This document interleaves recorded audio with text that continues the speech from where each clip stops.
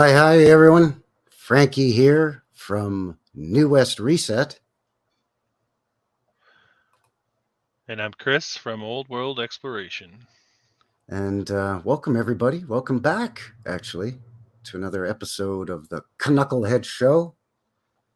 Chris, my friend, how you doing? How are things going over there in British Columbia? Oh, I'm doing all right. We got smoky skies. Sounds like you've got smoky skies. So, Yep, the wildfires and forest fires doing their thing. Ain't it grand? Plus, we've had a couple of tornadoes touch down here. Have you had tornado warnings where you are? not Do at you all. get tornadoes where you are? No, it's only something I scare my daughter with sometimes. She heard about that tornado warning over there, and was it Airdrie? And I told her, no, I didn't tell her. She asked me if it could come this way, and I said, oh yes. But then I backtracked and said, no, they don't come here. That's a great bedtime story. I know, right? That's a total dad thing to do. Just have fun with the kid, get him all worked up, and then good night, sweetheart. And then the Yeah. mom comes in and she's like, "What are you doing? You can't do that." "Oh, I'm just having fun, honey. Just having fun. Just having What? fun with the kid." I think there was a big earthquake in Alaska yesterday too. I don't know if you heard about that. It's not far from us, or far Really? from me. No, I didn't. I didn't hear that. I didn't feel anything, and I didn't hear Yeah, anything. no, I saw some chatter online there, but didn't Huh? look too far into it. Huh? That's crazy. Yeah, we had one tornado touchdown in Didsbury a couple of weeks ago, and then there was a couple of tornado watches, and then yeah, I think you're right. There's one that was close to Airdrie, which is Yeah, just north of Calgary. And we had some extreme winds here last week, and then we had a huge hailstorm yesterday. I was telling you about that. It didn't last long, but it yeah, was pretty intense. yeah. But the hailstones weren't very big, so people weren't getting concussed as they were running for cover. So that's good. Yeah, apparently the island's been clear. We're going to be taking a look at the island, right? So, Yeah. This is episode 4 of the Canuckleheads Show, and we are going to be looking at Nanaimo, British Columbia. A lot of people are like, "Who? What? Where? What? What's a Nanaimo?" yeah, Well, it's Nanaimo Bar. I was going to say it's a delicious sweet dessert. Yeah, Yeah, they're famous for that Nanaimo bar, aren't they? I don't know. Is that attached to the town? Must be. Yeah, yeah, Okay, supposedly. But okay. there's I think 3 or 4 different places in Nanaimo that claim that they're the originators of the Nanaimo bar. So apparently, it's a local Hatfields and McCoy thing going on over there right now, Hmm. Hmm. or has been for decades since the when was that? In the 70s or 80s that became the big thing, the Nanaimo bar. Oh yeah, I don't really remember, but I have been to Nanaimo. I was there last year around this time, so a bit fresh in my mind. The town. I was there for a couple of days. Yeah. How was it? Nice weather out there. When I was there, it was cooler for the time of year, and yeah, cold and rainy when I was there in summertime, so which was a little bit, which we could use actually here right now. But Yeah, I was just gonna say though, what cold and rainy on the island? yeah, yeah, it The was. hell you say? Yeah. I was there too, but it was a long time ago. I think maybe 20 years ago or so. Hmm. Just I was in Vancouver vacationing, and just on the spur of the moment, it's like, it's the ferry ride. It's just a ferry ride over. And Yeah. then there's lots of camping. I was camping in BC is what I was doing, and I ended up in Vancouver. And I thought, well, hell, there's tons of camping and fishing on the island, and it's like Nanaimo's there, Chemainus is right there, and then Victoria is not that far. So I thought, the heck with it. And yeah, it's back then, most especially, it was a cute little island town there in British Columbia. Yeah, it's Yeah. you know, I've but uh I've hit this area pretty hard on my channel. Like Vancouver, I've done. Victoria, I've done. Port Townsend, I've done. All pretty close to Nanaimo, or within 100 kilometers, I'd say. yeah, I uploaded some old video footage I found of Victoria, at least 1 or 2 videos here on my channel too. So Mm, yeah, Victoria's fascinating. The mm, whole island is quite fascinating, actually. mm-hmm. It's large too. People don't realize how big Vancouver Island is. It's a take a whole day to drive from the south to the north of it. Oh, absolutely. Yeah. We'll have a look at it in the map here in a second. But first, I just want to say hello to a couple of folks in the box here. See who's joining us here today. We've got Browns boys here. Howdy, welcome. Team Heat. Chris is here. CJDV says, hey, y'all. There's Natalie. Natalie's in the house. Eric the Red. Yar. There he is. Dennis McManus, howdy, welcome. Hey, there's our old buddy, Old World Michigan. Good to see you. Matt is here as well. Matt 7269er and Jesse Nix. Hi, Jesse. Welcome, welcome. Thanks for joining, guys. So, don't forget to hit the thumbs up over at Chris' channel, Old World Exploration, and on my channel here as well, New West Reset. Help a couple of guys out, help a couple of Canadian Canuckleheads out in the algorithm. By the way, speaking of helping out, congratulations again, Chris, on your recent subscriber benchmark. You just jumped over 8,000.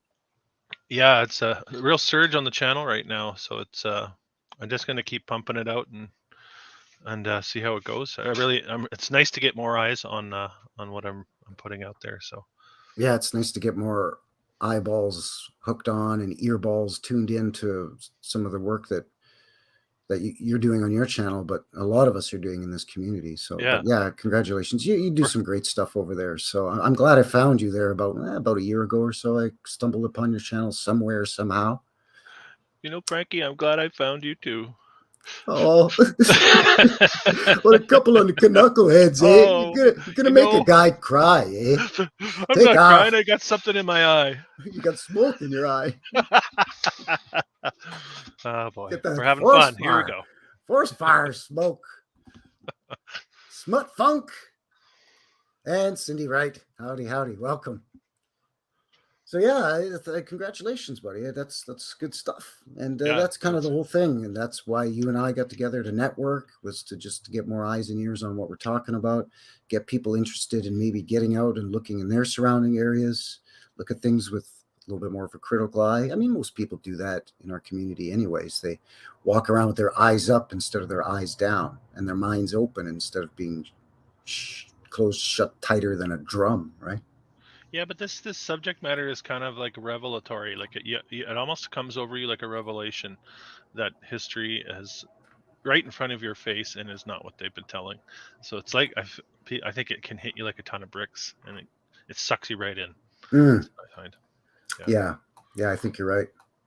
And for a lot of people, it's that jolt is when they have to question their own belief system, it can be a challenge, right? It can definitely be a challenge for people to kind of step back and try to keep an open mind and sort of remain, I guess, neutral, for lack of a better term, and just be receptive to like, okay, well, hold on a second here. If there's thousands and thousands of channels on YouTube and other platforms that are presenting this as something that maybe we should be considering, and there's hundreds of thousands, if not millions of people that have already kind of sat down and said, okay, I'm willing to kind of look at this from a perspective here, then maybe I'm willing to do the same thing. And some people, it takes them a while to get there, and they get angry. Yeah. I was angry at first, Sure. Yeah. It's a growing of consciousness and awareness of with that realization. It's an awareness of that deception, right? So it is growing for sure. I think we're in, the biblical people will say this is revelations. Well, what does revelations mean? It just means a revealing, right? It is something is being revealed to us that we could not see. I think that's how I look at it. Yeah. I mean, it sounds like a tired old corny sort of adage, but it really is as Michelle Gibson would say, it's sort of lifting the veil, or some people say piercing the veil. Piercing the veil, yeah, for sure. Yeah. Or a bunch of us have collectively let out an exhale of relief when we sort of come at this with new eyes, and and that massive collective exhale is blowing away the fog of disinformation. Yeah, and thankfully we have the internet as a resource to gather like this, and this is everyone in the chat too, right? This is in my day-to-day face-to-face life, I've got a small handful of people I can even bring up this subject matter with, but this is like minds can gather in these types of spaces, right? Which is valuable. Yeah, that's kind of always the challenge, is you get excited when you I don't know, when you sort of start to become awake to these ideas, Oh and yeah, yeah, you yeah. want to share it with your loved ones, the people that are closest to you, most especially, right? And just, I guess, just like everybody else out there, some are more receptive than others, and sometimes it can fall on deaf ears, or sometimes you can get even a sort of a hostile response from your family members. So yeah, sometimes you do have to sort of stretch out your feelers, if you will, and make those connections sort of outside of your immediate circle of influence. And that's why being online is a good thing. And there's good and bad to everything. There's good and bad to Google. There's good and bad to YouTube. There's good and bad to a lot of what we use as tools in this research. So you just got to try to use the good as best as you can, and try to sidestep or navigate the minefield of the bad, right? Yeah, and sometimes you can become hostile when that hostility arises, and you don't want that, because then your point is lost. You can't really get any of your point across, and it just becomes an emotional conflict. So Yeah. it's easier, I Or it think. becomes a battle of egos, and then Yeah. the research or the investigation into this subject matter goes on the back burner, and it's like, well, yeah, but this is kind of the crux of the whole thing to begin with. So now And then we've diluted and diverted ourselves and distracted ourselves.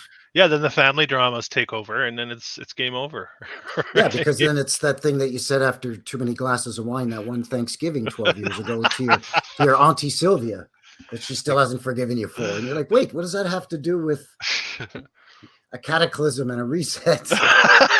You're totally on point with that. It's perfect. You're right. Yeah. So we have to keep it calm, and we have each other to bounce ideas off, and it's really important. And that's why the lives are so important too. You and I are bouncing ideas off of each other, and we're bouncing ideas off of everyone in the chat who likes to chime in with their 2 cents as well. Absolutely. And I mean, we're not going to, you and I certainly don't agree on everything. And that's because we both freely admit that we don't claim to know. Yeah. These are, speculations. We hypothesize. We come up with theories to try to at least explain what we're seeing through some of the evidence that we present and others have presented. But it's not like you and I see eye to eye on everything. But that's the great thing, is we can talk about the things that we agree on, but we can also talk about the things that we may disagree on, and present each other with new information. And that's kind of what I see in the chat. A lot of my live streams is there's so many different ideas out there to explore. And sort of getting back to what we talked about earlier, just being a little bit more open-minded, and just being, like you said, kind of a little bit more relaxed and casual about it, and not take everything quite, we don't mean to insult anybody. For example, if we talk about a certain area or a building, like maybe this is a church that somebody who's a viewer or is watching or listening in, maybe it's a church they got married in to their beautiful wife 50 years ago, and here we are questioning the narrative of the story of this church. And some people, they hold on to these things near and dear to their hearts, and so it's not meant out of any kind of disrespect, and it's not meant out of flapping our gums and being a bunch of blowhard egomaniacs. It's just about presenting and sharing ideas with each other, and sharing it with all of you guys. So all of your support is really greatly appreciated. I couldn't have said it better myself, Ricky. So let's, what do you say we have a look at Nanaimo, British Columbia, and a couple of other things associated or close to Nanaimo. But I think what we would do first maybe is just quickly show the fine folks here sort of the area that we're talking about on the map of where we are over in here in Canada, eh? So let me just give this the flip-de-doo. So obviously British Columbia here. So on the west coast, we have Vancouver Island. And there's a bunch of beautiful island cities and towns here. Of course, Victoria is the capital of British Columbia. But you can take a ferry directly from multiple points, but I think mostly North Vancouver, and basically the ferry takes you right here to this strange little port town of Nanaimo, British Columbia. And the first thing that I noticed when on our last stream, when we talked about we were going to do Nanaimo next, kind of the first thing I looked into was I just kind of used the old goggle machine on the maps here just to check it out from above. And I showed you this real quick before we went live, or we looked at it anyway. think I showed you a photo, but either way, we both noticed this fanning out design of what is still considered the old part of the city, close to the port. And then it reaches a certain point, and then it just goes into that familiar old grid pattern that we see everywhere. But this part of the city, the older part of the city here, there's this beautiful sort of old world radiating arms that come out. Yeah, definitely looks like two different developments. One is a sprawl, and one looks like it's been there and intentionally laid out that way. Obviously, intentionally to a central point. Looks like it's leading to, right? All those lines. Yeah, all of these leading into the port, this sort of port area, you know. And I was kind of throwing around the theory that perhaps, like before we went live, that perhaps there was a cataclysm that destroyed a major portion of the city, but this older portion, being perhaps closer to the water, was protected or spared or didn't get destroyed by whatever the cataclysm was. So then when they came back and found and rediscovered this old world city, they were able to repair a lot and reuse a lot of what's in the old town here, this sort of fan shape, but they couldn't salvage any of this. So they just basically did a grid pattern and built on top of the old ruins. So I don't know what people think in the chat about that, but it's kind of something that we were kicking around. Hey, JJ. So yeah, I found that pretty neat, because Vancouver isn't shaped like that, or doesn't have that fan in it. And as far as I know, Victoria doesn't either. No, very intentional layout of the like you said, it's similar to what you see in many European cities, even actually a lot of what I'm seeing now in places, well, of course, Washington, D.C., but a lot of the Midwestern and Eastern cities of the States have that very intentional layouts. Indianapolis comes to mind, a very intentional layout. Yeah, like for me, when I first saw that, I thought, geez, Paris does that. London does that. Old Londinium. Yeah. Like, some of the old, I think Rome does that, or parts of old Rome did do that at one point. So it's like, wow, and here we are in little old Nanaimo, of population of, I don't know, between 50 and 100,000, I think. Something like that.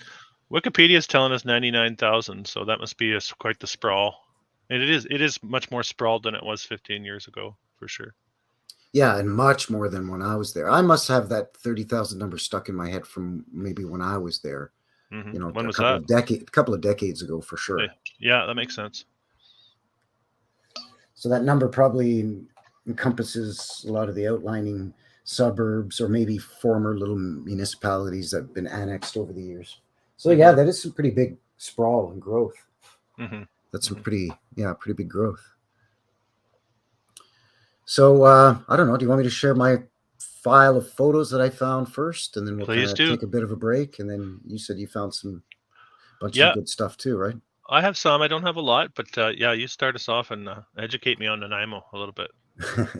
Well, and that's the thing, right? Is obviously some cities are just, there's going to be more out there to find than others. We're always going to find more photos of old Toronto or old New York or old Paris than we would of, old Nanaimo. But I was actually pretty surprised, believe it or not, of not so much the number of pictures of old buildings, because let's face it, we're not going to be showing you literally 100 different old buildings here, folks. Not a town of this size. But I was surprised of the number of buildings, or old photos of old buildings, that I found. I've got about 24 of just Nanaimo. Yeah. And I found some cool old stuff on there. They had their own railroad out there, so I thought that was really neat. Yeah, cool. Let's check it out. The first bragging point, after Nanaimo bars, so I guess the second bragging point about Nanaimo is their bastion, which is an old tower that was built by the Hudson's Bay Company to defend the port, because there was a constant battle between England, which, Canada was under the protection of England at the time. There's always a constant battle between England and the United States for this area. So the Hudson's Bay Company, of course, built a fort with a bastion, like a wooden sort of a turret kind of a thing with cannons in it to protect their investment out there. Oh yeah, yeah. So, and this is still their pride and joy. It's pretty much right in the center of downtown. It's a big tourist attraction now. They've, taken the cannons out, and they've done some repair work over the years, but essentially it looks exactly like this. Mm-hmm. And I kind of thought it was funny looking that you have it's a wooden structure, Yeah. but you have some wood here, but then you have some stone here and stone here, but then above that there's more wood. Mm-hmm. So is it a wooden foundation because this isn't, or is it a stone foundation because this isn't stone and this side here isn't stone? Well, I was gonna say, I was just gonna say, it reminds me of the old false front buildings that we see in your classic old Western towns, and it makes me wonder if the false front was made of wood to hide possibly a brick building behind it. Yeah, could it be a stone tower and they slapped up some wooden boards, and like the Hudson's Bay Company hired a bunch of goons to slap some boards up and say, yeah, we just built this bastion to protect the. It certainly It looks could like be. cladding over. It's like roughly because the shape of it is fantastic, but the cladding is rough looking for sure. What they've done to it. Yeah, the shape is magnificent. Yeah. It's 8-sided, right? It's octagonal. Mm-hmm. The jut out on it here is exquisite. The roof, the octagonal cone roof on it is really neat. Mm-hmm. But yeah, this was just kind of weird and hanky to me. So yeah, that's definitely a possibility because you're right. The workmanship doesn't match the design of the structure. Yeah, I think is what you're saying. They put the pig on the lipstick rather than the lipstick on the pig. Exactly. But I mean, these guys must have built it because there's their horse and their buggy right there. So, and these guys are all just standing around posing for what? I don't know. But so that's posers, it's got to lend an air of legitimacy. Here's a bit of a better shot. Yeah, that's really good actually compared to. That's stone, no question about it. That's stone. Like this is definitely stone, right? Uh-huh. And maybe there looks like there might be some stone in underneath this because why is this cutout here? And then it looks like there's bars across it. Very interesting. Yeah. So maybe that's stone in behind that too. I don't know. But they've got all the shutters closed on this. You can see they've got like a little pulley system where they just pull it and this flips open and then they roll the cannon out and kablamo. Yeah. Now, I could see why they would have cannons pointing this way if you want to buy into the whole cannon narrative. But why are cannons pointing into Nanaimo itself, too? Are you protecting Nanaimo from Nanaimoites, Nanaimoans, Nanaimo citizens? Oh, you're digging too deep into it, Frankie. You're digging too deep into it. Yeah, I guess you're right. Shut up. Nothing to see here. Hey, kids, do you like elephants? There's an elephant in Nanaimo. Wow. This is actually the Ringling Brothers and Barnum and Bailey Circus, the parade, but this is just the tail end of the parade. Where they've got the elephant riding through town. So when the circus would come into town here in Canada, they would come by rail. So what they did here for Nanaimo was they came by rail to the ferry, and then they unloaded onto the ferry. And then when the ferry docked in Nanaimo, the parade or the circus parades through town till they go to the outskirts and they set up the circus. Even when I was a kid, I remember there was 2 circuses that would come to Montreal when I was a kid. I live in Calgary now, but I grew up in Montreal. Yeah. There was the Shriner Circus, which you and I talked about, because we're always making fun of the Freemasons. And there's nothing wrong with that, people. Always make fun of the Freemasons. Whatever chance you get, do it. If you can't laugh at yourself, I mean, come on, guys. Freemasons. Yeah, lighten up, Freemasons. Jeez. If we say it enough times, we'll get the warning on the what is it? The YouTube warning about the Freemasons. Yeah, no kidding. Or they're protecting the Freemasons. They'll just be like they're talking about the Masons again. Pull their plug over there at the Canuckleheads Show. Yeah. Those guys are being knobs again. Hey, get them out of there. Yeah, exactly. But yeah, we had 2 circuses. We had the Shrine Circus, and then we had the Ringling Brothers Barnum and Bailey Circus, and that's what this is. Was the Ringling Brothers Barnum and Bailey Circus. Yeah. And yes, P.T. Barnum. So I thought, well, that's cute, and the kids are right there, and you got a dog you don't normally see, and you get 2 dogs, and then 3 dogs. You don't see a lot of dogs in these old photos.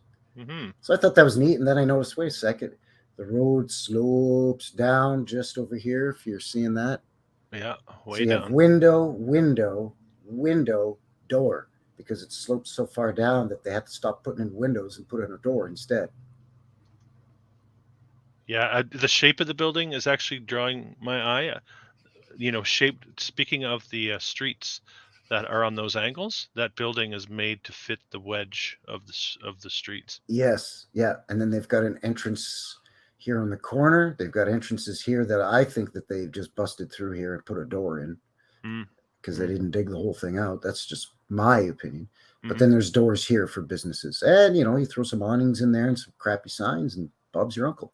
Yeah, yeah, And, your shitty dirt roads, but you've got all these beautiful buildings.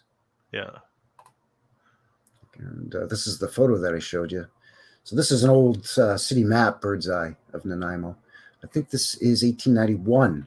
Yes, there it is, 1891. Mm-hmm. Population of Nanaimo in the 1890s was under 1,000, I think, if I remember correctly. Yeah, it's Wikipedia not giving very clear picture on that, so I don't know where else to. But they're calling it a city here, but it actually wasn't a city in 1891. It was just No. a town. But yeah, there's another nice look at that fanning out, and then right here, just boom. Now we're gonna make this crappy grid work. So I think from this point onward, they just covered up what was too badly destroyed in Mm-hmm. cataclysm of some sort, maybe. So some of this is what you would expect to see for a small Canadian town on an island, right? Some nice wood frame homes, 1-2 stories, cobblestone or dirt, not cobblestone, but gravel or dirt roads. Mm-hmm. But then there's the narrative that, well, it's a huge major port and it was important, and there was a lot of battles between the British and the Americans. So then you turn the camera around and you're like, oh, okay, now I see. You've got these massive old stone churches and buildings here. Oh, there's a nice one. Yeah. Are Uh, those stone buildings? No. They yeah, have chimneys. this is stone and stone. Wow. Well, masonry, either brick or stone, but this looks too large to be bricks. It pixelates if I zoom in a little Yeah, too much, it feels like unfortunately. stone to me. Yeah, yeah. That But I was my think this first impression. stone, and this looks stone too. Mm-hmm. Yeah, these are probably wood, wood homes. You probably have stone or brick chimneys, but Yeah. and then you go a little further into town, and then you start to see, oh, yeah, big stone, 3-4 story buildings, brick buildings. And again, you see these streets sloping down. So you're getting different levels and different doors coming in at different levels. You've got doors here, and then windows, and then sort of semi-buried windows, and then no windows. Mm-hmm. And there's entire blocks of the city that are like this. Here you got a nice sidewalk, though. You got your dirt roads, even when at this point you got jalopies and you still have dirt roads, but you got some sidewalks and some nice centerpieces for your town and churches. What's going on out in front of the building on the left side there? Is that just a lawn, or is that something going down? If you go up here? up a bit more, here, there, right there, yeah. Is that a lawn, like a grass area? I don't know what that is. That looks like it goes down to me. It looks like it's going down to me. Yeah, that's what I thought it was, like a basement entrance or something. It looks like the sidewalk here comes around, and the sidewalks are very hinky jinky. Like, they built the sidewalk here, then this must go down because they had to build the sidewalk around it. Yeah, interesting.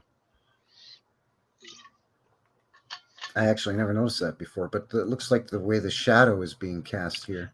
Yeah, that's right. That's what caught my eye. It does look like it goes down. Of course, you got to have a big, massive tower with 4 clocks on it, and some tiny little island town up in Canuckleheads, eh? Yeah, there's a question in the chat about the clock. So that would be the clock tower that we just saw. Yeah. Is there a high clock in Nanaimo? I think that's the big one, isn't it? Or is there another one? Oh, that was the big one. That's the town hall, I believe. Town hall, City hall, town hall. Mm-hmm. There's a couple of large buildings that have beautiful spires and domes, and this one's got a little bobule on the top. But that one that we just looked at, yeah, the tower had 4 clocks on it for each of the Each directions on the compass. Yeah, yeah. Mm-hmm. So you can see here how a lot of parts of the city, you have one street level here, and you've got your quote unquote main entrances here, and then it just boom drops straight down, and Yeah. it's like 2 or 3 floors below is the next street over. So they basically either didn't dig it out, or they built it out of the hill all hinky, or it's something weird. But this is an impressive old massive hotel for this little town, even by this time, even by Yeah, the 20s, you know. they're saying 1927. They're saying that went up. Yeah, it's very possible. It doesn't look all that special. It is made of brick. I'm looking at a modern photo of it. Yeah, it's made of brick. It does have some beautiful designs in the front, and it does have some tech up on the top here, which is intriguing. So it makes you wonder. And this is nice here too. This guy next door. Oh yeah. With the, I think this is actually the customs building / post office here. I think I recognize this stonework. Look at this. Some of these pictures are in kind of rough shape, but I mean, this is just beautiful. Yeah, they have all of this splendor up here. Mm-hmm. Yeah, the teched out or the decorated fronts of the buildings. Yeah, like that's very impressive for this little town. Kid, get out of the road with your wagon now. You're gonna get run over by this guy. Get out. Hey, buddy, get your kid out of the road. Yes. They didn't care back then. What's that? They didn't care back then. There's no safety. There were no. No, it's just like, let your kid play in the street. He's fine. He'll be just fine. Don't even worry about it. Absolutely fine. Yeesh. Oh, look at it. Thanks for joining, guys. Yeah, thanks everybody for tuning in, joining us on the Canuckleheads Show. I wanted to save this one because, again, by the time period here, we're looking at, judging by the cars, mid to late 20s. And again, you've got it all built out here, all kinds of towers and domes and fancy arch windows, and you got your beautiful paved sidewalk. To me, it looks like you have some kind of infrastructure underneath here. Maybe, I don't know, water valve or something. But you still have mucky, crappy streets. Mm-hmm. What in the hell kind of contraption is this back here? Like some sort of long car? That's the longest wheelbase I've ever seen on an old car. Maybe it's like an old tour bus or something, or. Well, they did have a lot of those. You see that in a lot of towns too, right? The multi-seaters, early buses, that's true. Open top buses. Yeah, that's true. But that looks and feels old for sure. As I look at that picture, like the infrastructure, those look like they've been there for a good while. Yeah, these buildings look like they're very well established for what's supposed to be a fairly young city at this point, right? Even let's say this is 1929. That's what, 40 years after its quote unquote founding? Yeah. Yeah, it's there's a view from the bay and the port. And by the way, Nanaimo has lots of ports. It's not just one or two main docks or wharfs, and that's it. There's, even back then, there was about 10. So you had all kinds of massive tall ships. Again, that Hudson's Bay Trading Company that Chris and I have talked about on this Canucklehead Show a number of times. He's covered it on his channel. I've covered them on my channel. Part of that whole East India Trading Company and, all of that. Yeah. So you get a nice, big, broad view. There's the bastion. And there's that big church. There's that hotel. Again, just beautiful up on there. I'm calling them the agents and emissaries of the Crown and Vatican. Yes, there you go. That's what we're dealing with. That's what colonialism really was, is the reclaiming of the realm, I think, and finding out what's usable, what's not. Absolutely. I agree with you. Yeah. And I've talked about that too, about my theory on David Thompson and Lewis and Clark, how they both mysteriously and magically and coincidentally came around to these here parts around the same time, 1803-ish. Yeah. But look at this in the back here, these two like domes on this tower of this big stone building. This large building, yeah. Very large. Big one here, that's the one with the clock tower. Now you can see from a different angle it had 4 clocks on it. Mm-hmm. It had this little cupola on top, or sorry, a dormer coming out of the pointed roof, I should say. Yeah, I can And then, barely you make know, out you the throw roof. some tents up too, though. Well, Just yeah. to perpetuate the narrative Don't get me started on that. that it's, you know, rootin' tootin' Wild West out here, so we got to throw out some tents. Yeah. Here's another nice shot of that building. Yeah. That's a hotel, actually. I can't read the name of it. It's something hotel. I've got that one somewhere too. Yeah. But look at this. Just Yeah. absolutely gorgeous with the arched windows. An arch within the arch.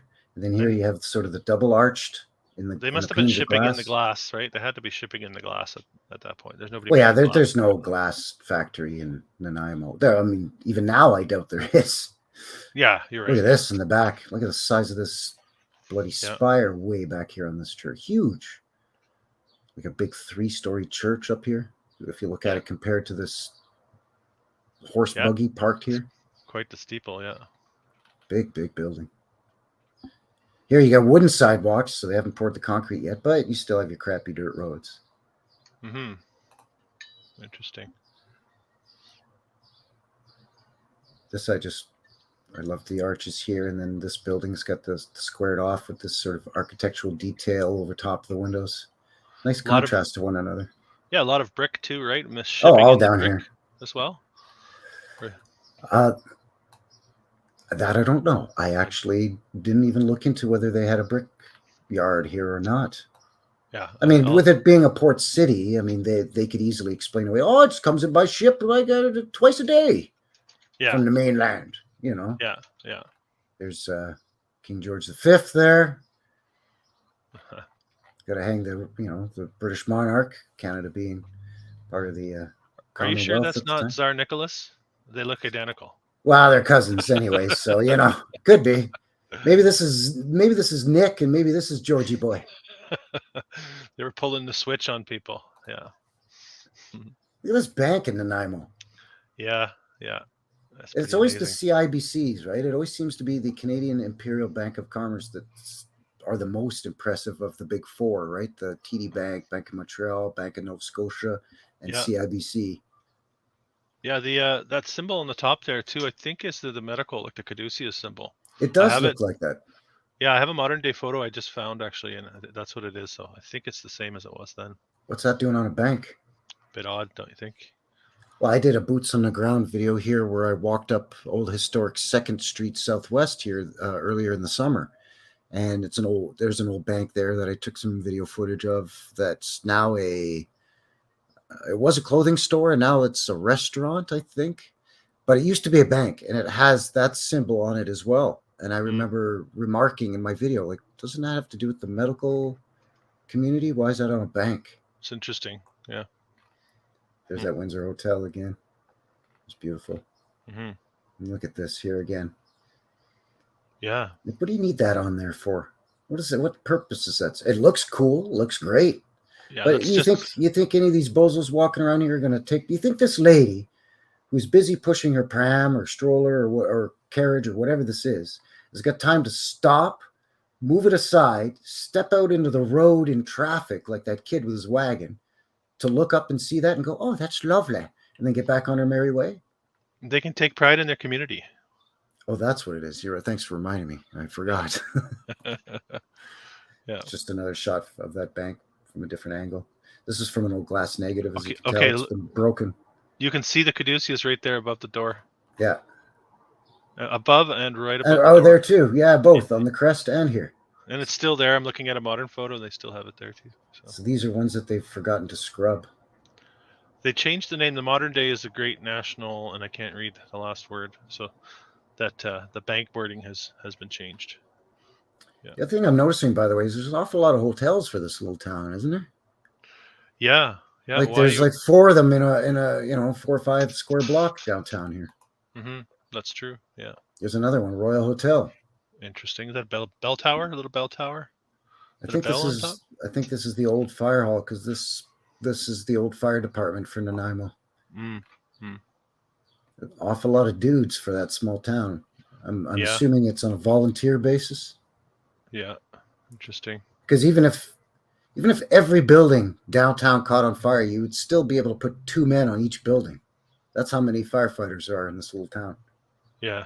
Yeah, you're right. That's a lot. That's a lot. Everybody got in for the picture, maybe. Posing with their hands on their hips and stuff.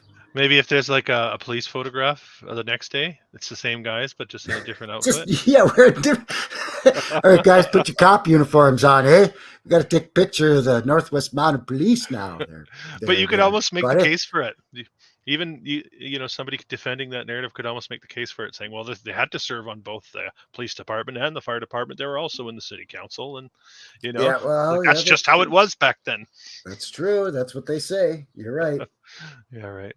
This is This is just so fancy too, with the veranda and that, and this is looks to me like this is probably wood. These spindles, but still, that's going to be turned on a lathe. Back then, that would have been a hand turned lathe. All of this sort of ether fencing up here. This that's that same building that you said sort of cut pie. Yeah, shape. yeah. That's I just thought it was a neat shot with all these fire. Where's your horses though? You're not going to let your horses into the photo, boys? You got to take pride in your horses that are going to pull all this equipment. If it wasn't for the horses, you guys wouldn't be able to put out any fires.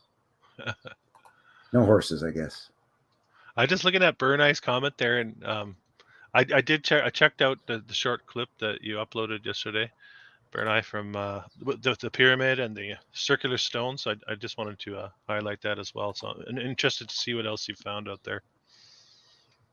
Yeah, Medicine Hat's pretty amazing. The whole Badlands that kind of cuts diagonally across Alberta from roughly Red Deer or Stettler-ish right down to the Hat where Bernie is just incredible. And then, of course, it goes all the way down into the U.S. as well. Mm-hmm. It's so mysterious there. I just did a live stream on Friday of Drumheller, and it's just mind-boggling. It looks like a miniature Grand Canyon. It's the same sort of look to it. It looks like it's just been blasted out or melted out or plasma electroplasma zapped, or I don't know. It just looks crazy. Yeah, I was sitting on your live there on Friday, and then I had a real life friend visit me, and I thought, do I go with the online or do I try a little real life face to face? So I did a little real life. I missed the meat and potatoes of your presentation there, so I'll have to check. Oh no, that's cool. You got to do the IRL when you can, sir.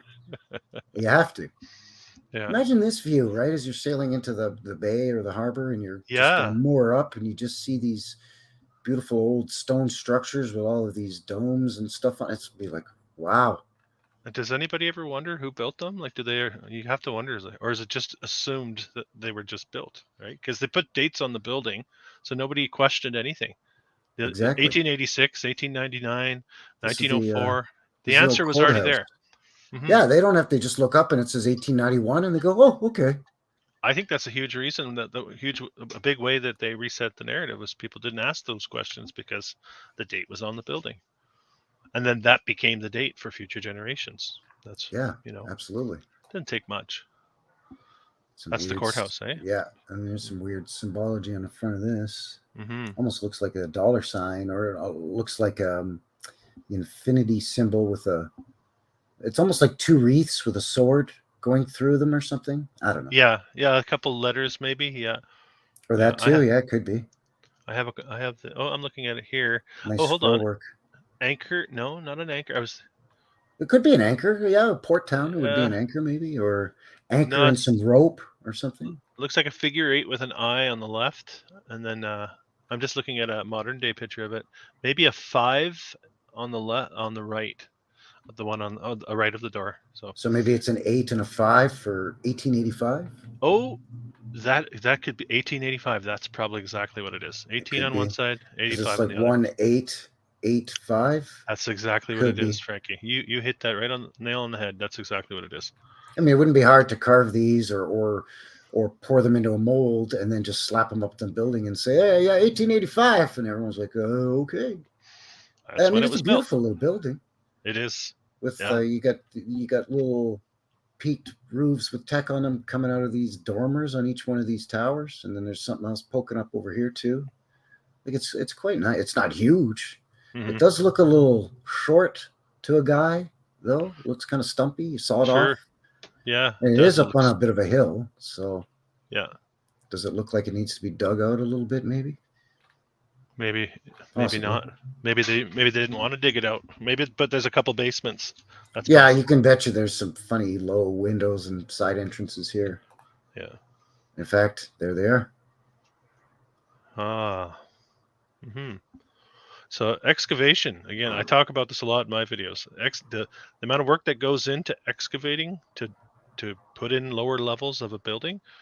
Yeah, just to dig out all of that area just to put a foundation in before you even build. Even that's, like you say, such hard work, right? I mean, that's a huge undertaking. And they seem to have no trouble building vertically. So why wouldn't they just scrap the basement and put another level up higher up? You know what I mean? Like, yeah, why wouldn't the first floor be where they have all their utilities and furnace and boiler and pipes and electrical service when that came in, and run that all through the main floor? And then technically your second floor becomes your first floor of occupancy, whether it's residential or a business or offices or whatever. Well, be a heck of a lot less work than digging at a time period where a lot of it had to be done manually. Pre-steam shovel, this building would be. Well, yeah. No, steam shovels would be about what, 1840s, 1850s. But getting a steam shovel onto the island on the ferry, or actually pre-ferry, getting this shuttle onto the island by boat or a steam shovel by boat is not easy. Anything coastal, you're going to encounter bedrock as well, which requires blasting. So you're going to have to bust out the dynamite. And most likely, you don't have to dig too far anywhere on the island. And often it's right at the surface, bedrock. So it's you're talking about it blasting as well, which makes the whole narrative ridiculous. Yeah. Just kind of catching up with everybody in the chat. Sure, yeah. Nice to see everyone in the chat. This is like a hangout, right? This is a safe space for us to explore the old world and anything that conventional wisdom will poo-poo. Yeah, and I mean, there's pretty much hardly any idea that's too crazy around here. No. I mean, we're a couple of Canuckleheads over here anyway, so. Yeah, doesn't get much wackier. But I'm noticing here that this takes a sharp incline. Mm-hmm. So you can see here where this window is significantly higher off of this sloping ground level than this little guy here. Mm-hmm. And then when they built their wooden addition onto the back of this nice brick building, this hotel, they decided, we'll just put one row of windows. We don't even bother at these ones. Yeah, different height too. Doesn't align with the other windows at all. No.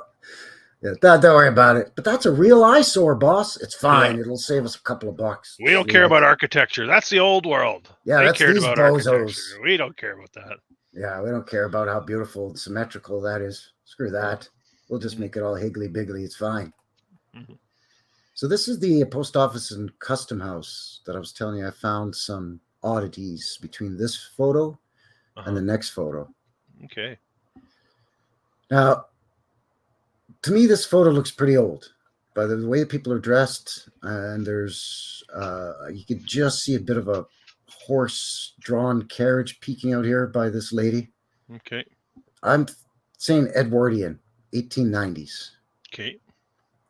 They've got cannons here. This is just a walking path. It's and a horse and carriage road. It's not a cobblestone or paved road or anything like that. Yeah, look at the stone walls though. Yeah. Walls, yeah. And then you got to go up an embankment here to get to this level. What do they? And then for some reason they have cannons pointing at the post office and customs house. Yeah, right. They don't know what to do with their cannons in Nanaimo. Apparently, they'll put them in the bastion and point them at town, or they'll put them at the post office and point them at the building. But anyway, yeah, right. Hudson's Bay Company, maybe not the sharpest knives in their drawers. But this next picture to me looks like a more recent photo. In other words, not as old as this one, but it's got they've got what looks like a paved road. Still has the stone wall here. Some of this maybe has been changed, and I have to kind of flip back and forth and see is this the same building? And yeah, it's the same building, but to me this looks slightly more recent. Now I couldn't find any dates on these because they're just labeled with like Nanaimo 6.jpg, and I'm like, thanks for the info, buddy. But it's definitely the same building. Yeah, that's interesting. So I don't know if it's been decapitated. I want to say that, I mean, generally that's how they do it, right? Is they go, oh, we got to get rid of the tech. So they get rid of the tech. And then people start questioning, why such a giant tower with 4 clocks on it in our little town? So then they say, you know what? Never mind. I got hit by lightning, so we have to tear it down. Or there was a fire. But I don't know. Maybe it's just because this is a sepia photo and this one's in black and white and looks crisper. That to me, this looks newer. But maybe this is an older photo. I don't know. Well, that's what it looks like now. Is that not what it looks like now with that clock? Or I think this is what it looks like now. Yeah. Because all the other pictures that we were looking at that have the clock tower in them, it's that same clock tower. This one right here. That's the building? Yeah, it's this one right here. Look how big it is on the backside, eh? Going down toward the water. It's got a whole other floor to it. Okay, well then what would this, how old would this photo be? You know, like that's the thing is, unfortunately, they're very vague with how they were labeling their photos. Yeah, interesting. But I mean, it's definitely the same building because you have like window, door, window, door. You know what I mean? I counted them all in there. It's like window, door, window, door. It's the same. Interesting. This is the same up here and everything. So I think maybe the sepia is fooling me, and this is actually no. That's no. I was going to say this is newer, but it's not because it has the tower in newer photos. Yeah. You see what they do to us, people? You see what they do?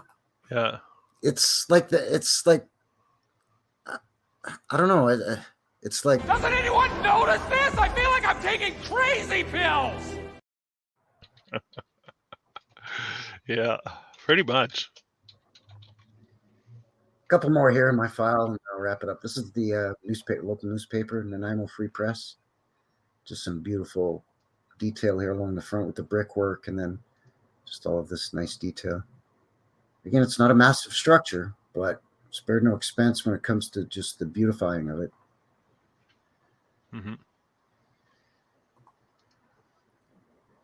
This is the central school. And you can see here again, you go from having tiny little square windows to big, long rectangular windows. Now, you've got construction experience, Chris. Would you hire a contractor that proposed this to you? We'll leave the ground unlevel, and we'll put in all these different sizes so that if any of these windows break, it's going to cost you more money because it's each window is going to be a different size. Well, money didn't matter though, right? I guess not, because look at all this up here for a school, you know. And again, wooden siding or cladding on here, but potentially brick underneath. Don't know. But I love all the transom windows that are all opened up to let the air exchange through and all of that. Yeah. Now I think that this must be, it doesn't say so, but they must be trying to pass this off as a construction photo. Because I'm seeing guys carrying around stuff, and then I see guys up here working. There's a guy up here working. There's a guy over here working. Unless they're just retiling, maybe they're redoing the roof. Putting the finishing touches. Maybe they found it and they put some wooden siding on it. And now they're just finishing up the roof, and some shutterbug come along and took a picture. Yeah. But again, I'm just noticing that slope and then the stone foundation here, and then the rest is a different construction material. And then again, the tech. It's very interesting. This is a convent. And it looks almost identical to the convent here in Calgary. That's over in the Mission District. Oh, yeah. Almost identical, with your, even down to the, arched main entrance, and then the windows on each side, and the sort of the jut out on each far end of the building. Yeah. Same number of floors, 3 floors. Maybe nuns can't go higher than 3 floors. I don't know. They get tired. I don't know. Yeah. It's interesting. It reminds me of a lot of buildings I've seen as well.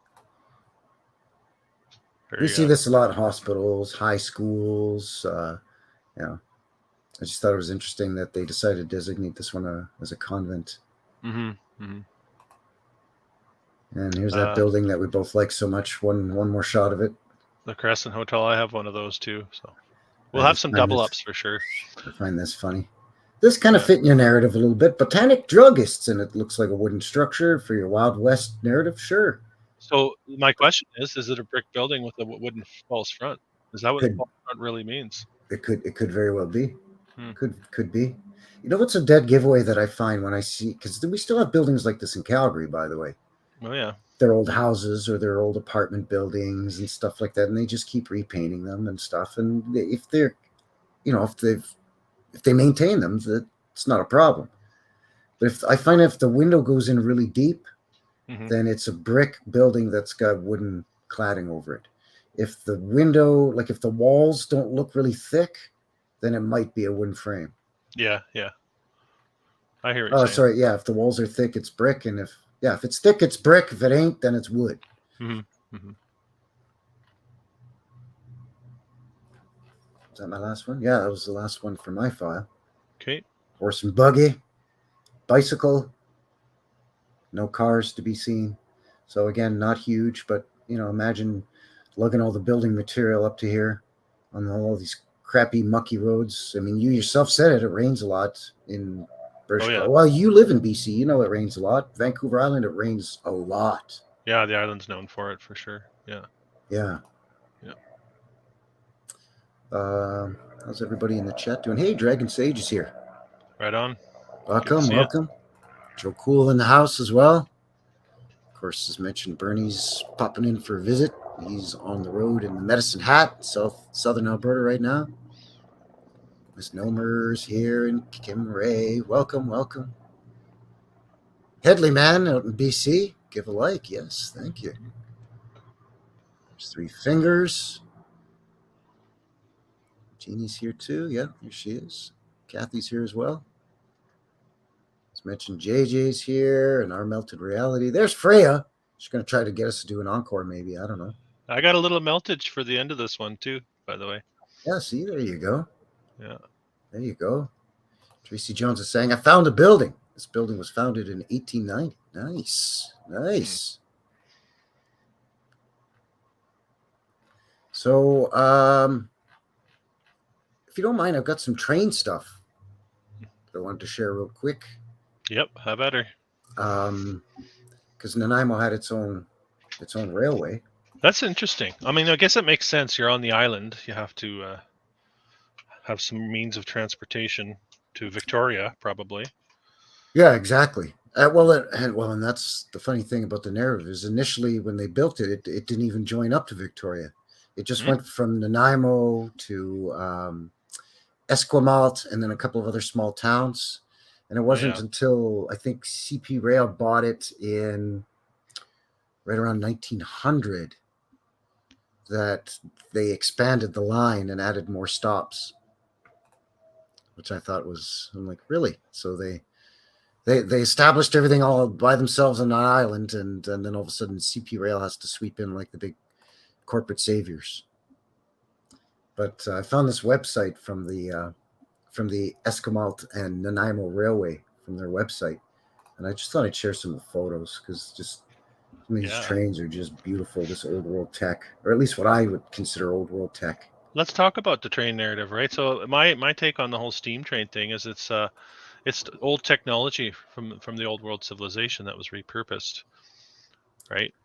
I think so too. I think it may have been retrofitted to burn wood or coal, but I think it ran on the same principle as what we suspect fireplaces in these old world homes, like maybe like radium heated kind of a thing. Yeah, and then a lot of the rail lines, rather than being laid across the continent, where many of them were being dug out and repaired, is what I think may have been there as well. Yeah, I think, and so we do see some photos where they're laying track, but that's just where they're expanding on what they uncovered and founded after the cataclysm. They uncovered the track, they uncovered some of this old steam technology, and they sort of reverse engineered it, got it figured out.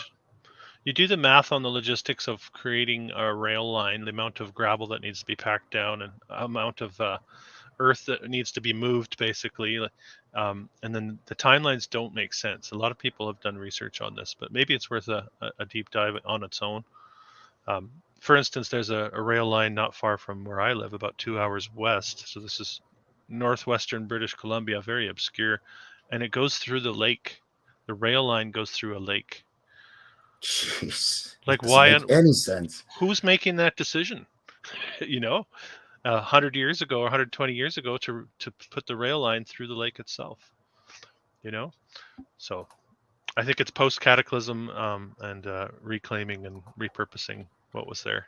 Yeah, I would agree with that as well. Miss Norma's asking, tracks before trains. No, I think what happened was they found everything. They found the old train barns, the roundhouses, the box cars, the locomotives, some of the track. Well, initially they had to pull the rail cars with horses. That's the narrative. Yes. So the streetcars in the cities were pulled by horses until magically electricity comes along and they don't need to pull them anymore. Yeah, the horses don't have to pull the trolleys or streetcars anymore. Yeah. Which is the major deal breaker in the narrative for me. That's ridiculous. Come on, guys.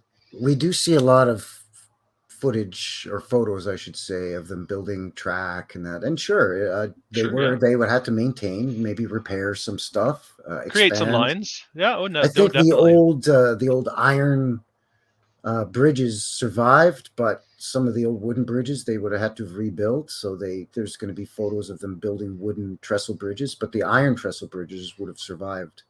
Mm-hmm. They maybe would just have to kind of patch them up, fix them up a bit, maybe do some minor repairs on them. But that old world iron is very sturdy stuff.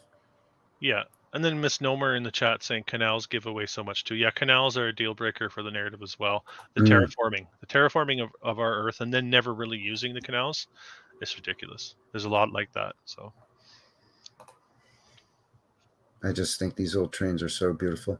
Now these are marked Canadian Pacific because at this point when the photos were taken, these are from the 40s and 50s. So CP had already purchased the Nanaimo Railway by this point. Mm-hmm.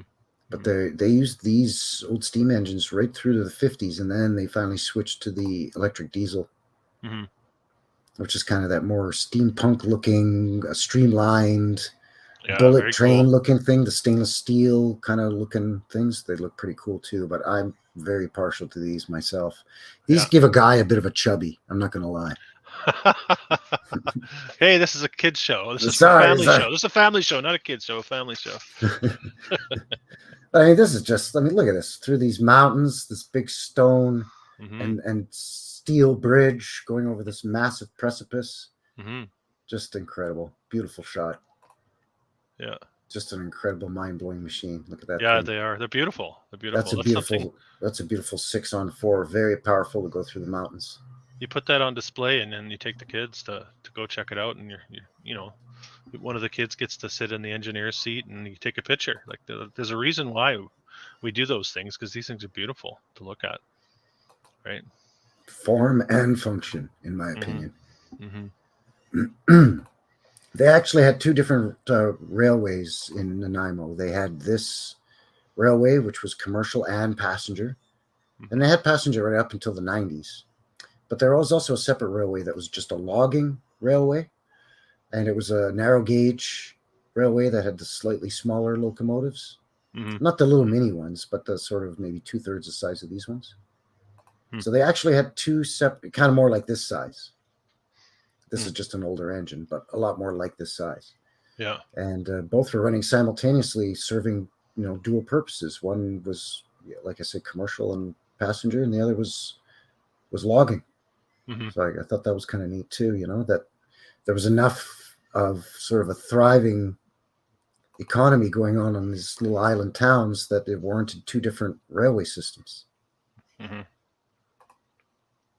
Wow, beautiful. Look at that thing, eh? Spectacular, yeah.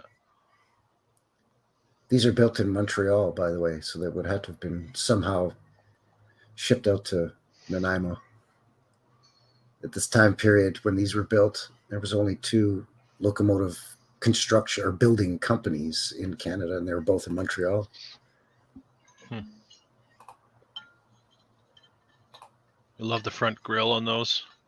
The cow catchers? Yeah. Tell you what, I was going to say take out a moose. No problem. Oh, for sure. For sure, Bot. Get out of the way, Bucky the Moose. Fairly common up around these parts, moose on the tracks. Oh, yeah, here too, actually. Well, not in the city, obviously, but as you get closer to the mountain parks, absolutely, moose. And a moose is bigger than a horse, people. They're huge. Yeah, moose are very tall. If you hit a moose in a car, it's possible it either lands on top of you or flies right over the top because you take its legs out. Yeah, they're long-legged like a giraffe. It's That's like right. a giraffe's legs with a horse's body. Yeah, it's an interesting animal. I love the old train stations. You can always tell a train station by the roof. It's always got to Yeah. have some kind of Japanese or Bavarian or Swiss looking. Yeah. You know what I mean? Real. Like that. Every train, especially the CP Rail and Canadian Yeah. National Rail here in Canada, their train stations always had the same roof line. That's a nice hip roof, we call that. Yeah. It's so funny that, well, we got to build it like that because it's a train station. Yeah. That's not easy to build out in the serious Rocky bridge Island. projects. Yeah, no, you're right. Even in, by this time, the 30s, 40s, even still, pretty secluded areas that some of these bridges are going through. And, Nanaimo's got a lot of rivers and creeks and stuff flowing through it. It's not dry like here it is now, like it is here in Alberta. Mm-hmm.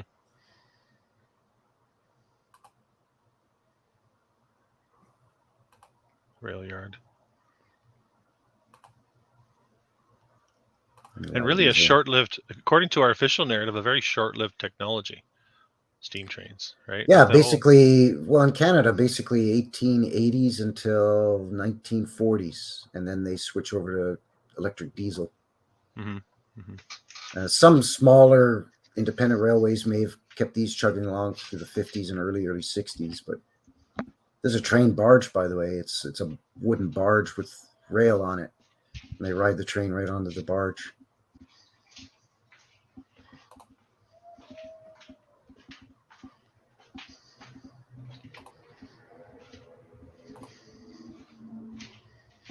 This one looks like it's in a train graveyard now. This one too. Oh, this is your logging railway. There's some big trees on the island, for sure. I'll share a story. I planted trees 20 plus years ago. I was a tree planter. We went onto the island probably 2 hours north of Nanaimo to the west side of the island. Okay, yeah. And we were planting cedar trees, replacing 800-year-old cedars that had been cut down. And I could lay down on the stump and put my shovel up above my head, and I wouldn't be able to touch either side of the stump. So the size of the stump was it was a 6-foot high stump, probably, and about 14 to 16 feet diameter. That's huge. Like, why do you need to cut down one 800-year-old tree that size for? Why don't you cut down like 4 200-year-old trees? Yeah. Oh, and then just plant, 2 for every one you cut down. Yeah. No, it's those are massive trees. Yeah. I mean, I get it. It's forestry's kind of a necessity, and we do have almost endless bounds of wooded area here in Canada. But even still, I mean, you got to cut down the 800-year-old ones? Come on, man. Give me a break. There's way more pictures in here than I thought, but some of these are getting into color now. But so some of these have seen better days, and they've been retired, and these are just pictures of them in there as they waste away. Oh, that is the last one. All right, there we go. That's cool looking. So yeah, beautiful old railroad out there on Vancouver Island, the Nanaimo Railway. So how are we doing for time here, bud? We've been going about an hour, just over an hour. Yeah, I have a lot of double ups from what you showed, but probably a couple that you didn't. And then I'll poke around the Google Maps and show you a couple anomalies that are close to Nanaimo. That's what I got for you. What do you think? What do you say we take a quick little break and then we jump into your file and see what you've got? Are you down with that? Sounds good. Yep. I found some old footage, not really old, but it's from the late 40s, early 50s, I think. I think it's from the early 50s of Nanaimo. And it's in color.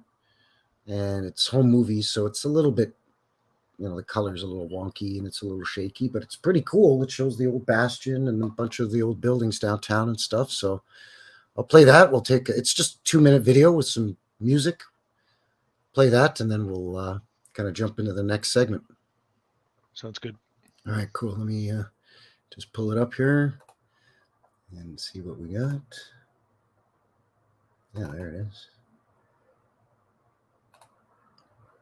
Let me just get it queued. And again, thanks to everybody for joining us here, especially on a Sunday, or at least for a lot of people, it might be a Sunday. And, this time of day, it's sort of prime time for Chris and myself here in Western Canada. But if it's really, really late or really, really early where you are, thanks a lot for joining us. Really, really appreciate that. I know a lot of people like to kind of rest and chill out on their Sunday. So if you're taking some of your personal time to join us, a couple of Canuckleheads, it's really greatly appreciated.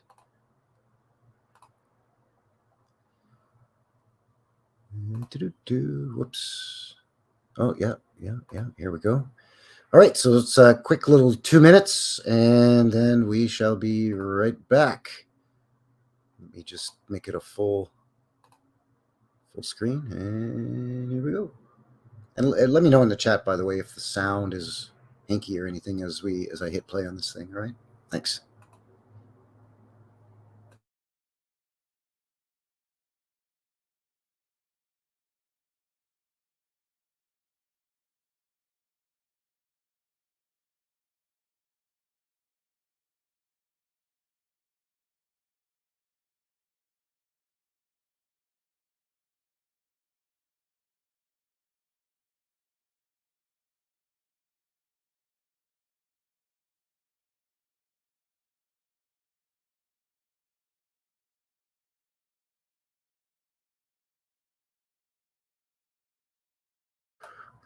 Okay, I'm getting a message, no sound. Thank you for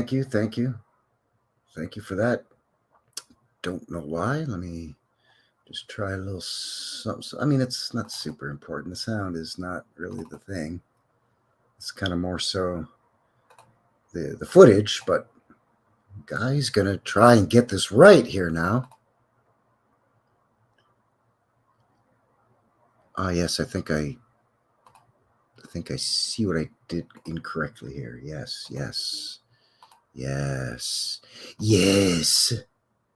Oh, yes. I think this. I can do it.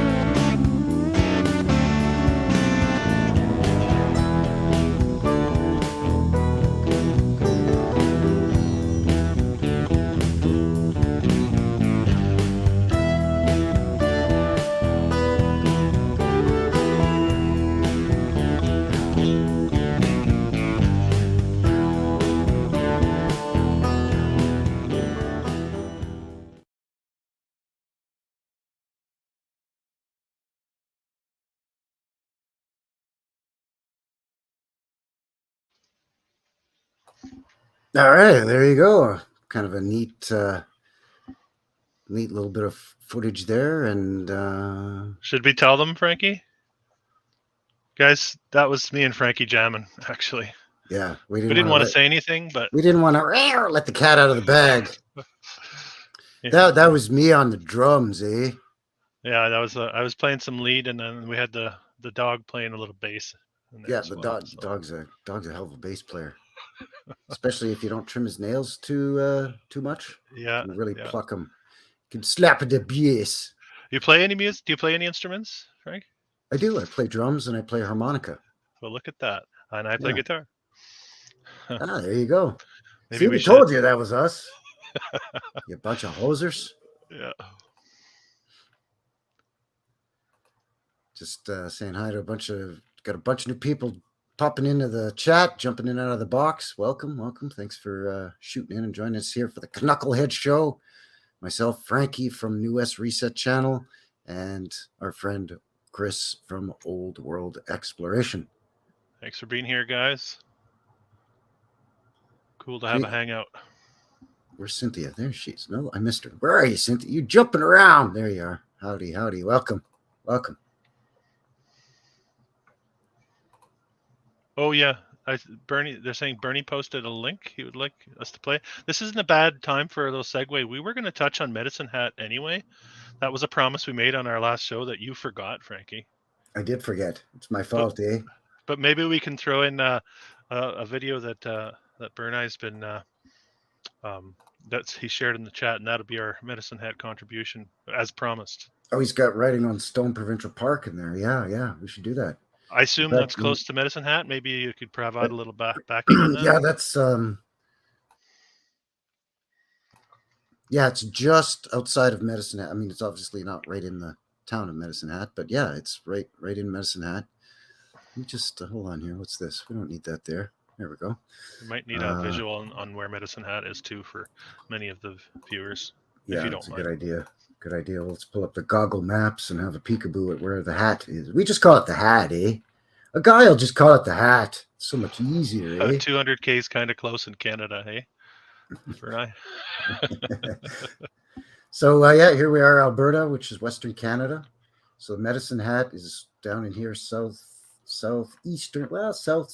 Alberta. There's Lethbridge is here. And where's the hat? It's over there. It's more easterly. There it is, right here. And the area that Bernie has been exploring is kind of the surrounding area. This is all known as the Badlands here. I covered this in my Drumheller video. The Badlands basically go from Stettler, or basically Red Deer, kind of diagonally in an southeastern sort of a line down through Alberta, and then down into Montana and Wyoming. Are you sharing the map, Frankie? I'm not sharing the map, am I? Only with yourself. You're being very selfish, sir. Thanks for that. There we go. It's amateur hour here, people. All right, sorry. Here we go. So here's Alberta, and Bernie's down in Medicine Hat, but he's exploring this area around here. Sorry about that. And the Badlands, what I was mentioning, basically goes diagonally from Red Deer here, southeasterly down into the U.S., down into Montana and Wyoming and Utah. Just real quickly, can we see Bernie's picture if you zoom in? Is that something we can see on Google Maps, the face? We should be able to. I'm just not exactly sure precisely where it is. Guys, if you see Crypto Alchemist in the chat there, and he's got a picture of what looks like a face. It looks like the profile of a quote-unquote Indian chief's face. Mm-hmm. It's in this area here somewhere. Okay, no worries. I don't want to put you on the spot. I just wanted to. Well, the reason is there's a couple of them in here. There's like an old man or what looks like a Viking face here, and a profile here. Huh. But yeah, Bernie's is in and around here somewhere. But this is the area that he's been exploring. He's down there for a few days. Where is the dang thing now? Anyway, yeah, it's in this area. But yeah, if you see Bernie's avatar. Crypto Alchemist is under that name. Yeah, Crypto Alchemist. There it is. So you could see his avatar there. That profile, it looks like the feathered headdress on a native indigenous First Nations, Native Indian, American Indian, Canadian, Aboriginal, we like Canadian to say Aboriginal. around here. We use different terms, but it's same. I think American Indian is still fairly acceptable in the U.S. In Canada, Not so Native much. or Aboriginal or First Nations. First Nations is First kind of Nations is that's the flavor of the month right now. Yeah. Because personally, natives refer to themselves as natives, and they're not that fussy about. Yeah. As long as you don't call them anything derogatory, they're super chill. Yeah. At least the ones that I know that are around here. Yeah. So yeah, Bernie's got something to show. So let me let's see what he's got. Writing on Stone Provincial Park, which is in the Medicine Hat. So yeah, let me just play that. All right, we have arrived at Writing on Stone Provincial Park, but it is also a UNESCO site, and my gosh, is it not disappointing? As you can now see, some hoodoos, the Milk River filled with these badland. Yeah, look at these hoodoos here, just like in Drumheller. Incredible. Hoodoos covered in petroglyphs. We are going to go into that river, and we are going to explore the hoodoos, and we are going to look for some petroglyphs. And wow, look at that. Look at this. That's awesome. Is it megalithic? It could well be. There's ancient writings all over the place from 10,000 years ago, so quite possibly a megalithic site. Just amazing. You can almost see, if I'm going to interrupt Bernie here, you can almost see it looks like block shape on some of these. But then the rest of it looks like it's just been blasted or melted maybe, or plasma discharge, something. Cooked. I just say cooked. Meltolithic. Yes. Yes, it's monolithic and meltolithic. Yeah.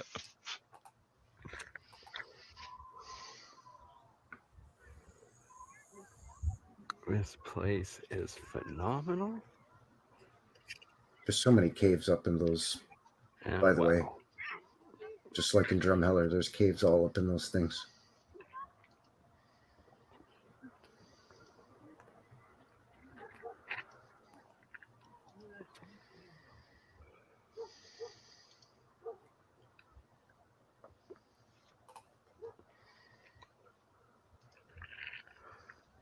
Just phenomenal.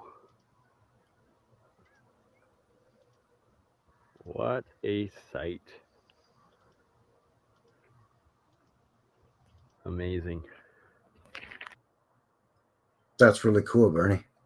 Thanks for sharing that link.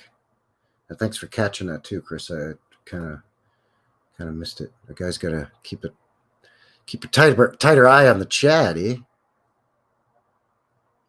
Did we lose you, buddy? I think we lost him. Uh-oh. Guy's got to wing it.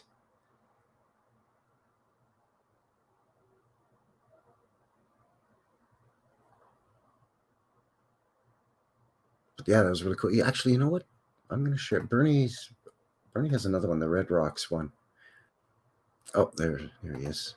I'm back. There you are. You okay, buddy? Did you lose power? No, no, not from the storm. No, that's a freezing that goes on sometimes on my computer. Oh, okay. StreamYard, you can hop right back in. It's pretty cool. That's what I like about StreamYard, is even if it's your stream and you're in there solo and something happens, the StreamYard keeps it running. Yeah. Whereas back in the day, the old Google Live through YouTube, it'd just drop you, so you couldn't jump back in, even if it was just for a split second. It's like it was too late, so you'd have to start a whole new stream over again. It was what we like to say around here is redonkulous, eh? It's redonkulous. Yeah. I was just going to quickly, if you have just another couple of seconds, I was going to play his other 2-minute video he uploaded, at Red Rocks in Red Rock Coulee in Medicine area? Hat as well. Yeah, Okay, exact yeah. same area. It's just another. He says play on mute because the wind is nasty. Yeah, it's really windy. Yeah, I watched the video already when he first uploaded it. We can voice over. All right, we're live. Hey guys, it's Bernie. What's happening, baby? I don't know. I can't do an impression of Bernie. What's his channel? And we live in we live in the same city. We're neighbors. We live Freya. a couple of neighborhoods away. So let's plug him here. We got Freya in the chat asking what's his channel. Oh yeah, you got a couple, eh? Yeah, Crypto Alchemist, and I'll post the links for it while we're watching this. Sure. Yeah. That'd be good. I can't make fun of Bernie because he just lives a couple of neighborhoods away. He'll just get in his pickup truck, drive over here, and bust his foot off in my ass. That's pyramid looking like some sort of pyramidal shape there. A lot of them look very pyramidal, either like the flat top, like ziggurat style pyramids. Yeah. Or the oh, thanks, Joe. Joe Cool's got the Crypto Alchemist link in the chat. Oh yeah, yeah. He's also got his Burn Eye channel. I'm just grabbing that right now. Burn Eye the Science Guy. Burn Eye, mine's Third Eye. I like this science guy better than Bill Nye the Science Guy. Just for the record, Burn Eye the Science Guy is better than Bill Nye the Science Guy. Oh yeah, for sure. Oh wow, Joe Cool is on it. Thanks, Joe. Joe Cool is on it. Yeah, I agree. Well, Bill Nye's area of expertise isn't even really related to the science that he does. I think he's most clearly an intentional deceiver, as far as I'm concerned. I think he's got a bachelor's in, like, I don't know. It's not anything. It's not like engineering or physics or anything like that. I can't remember what it is. He's in with the bad crowd. I used to watch Almost Live, which is a comedy show that came out of Seattle. Did you ever watch that, Ricky? Do you know what that is? What was that? Almost Live. It was a run up to Saturday Night Live, but it was a broadcast out of Seattle. I think, yeah, it rings a bell. He was on that show. He would come in for occasional spots on that comedy show. Okay. So he's got a foundation in comedy. So that's what you want in your scientific study, is lots of clowns doing comedy. It's still comedy, as far as I'm concerned. Everything that comes out of his mouth. Failed comedian, yeah. But I think he's in with the bad crowd. He's in with a dark crowd, if you catch my drift. Yeah, I know what you're saying. Those circular rock formations are cool. Really interesting. Yeah, those sort of red. Makes me think of sections of a column, possibly like a column that was built in sections, and then cataclysm, post-cataclysm, sort of spread all over the place. I don't know, just speculating, but interesting stuff. Yeah, and you know what? The Badlands look so much different when you're actually out there, and you look at that stuff up close and personally. And I've been to Medicine Hat, but I haven't actually been up to the Badlands in Medicine Hat, like where Bernie is. I've just been in the city of Medicine Hat. Mm-hmm. But I've been to Drumheller in the Badlands out there, in those canyons and stuff, lots of times. And it's so much different when you're out there in real life. Everything is so much larger, actually. It's the film footage or video footage doesn't do it justice. It's pretty amazing out there. I only really like to go to the good lands myself. Yeah.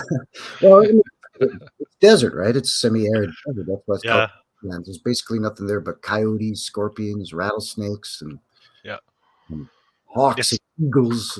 Post-cataclysm, right? It's devastated. The area's been devastated. It definitely looks like it's been cooked out or something. Mm-hmm. All right, you want to see what I got? Sorry, I just had a glitch here for a second. You still there?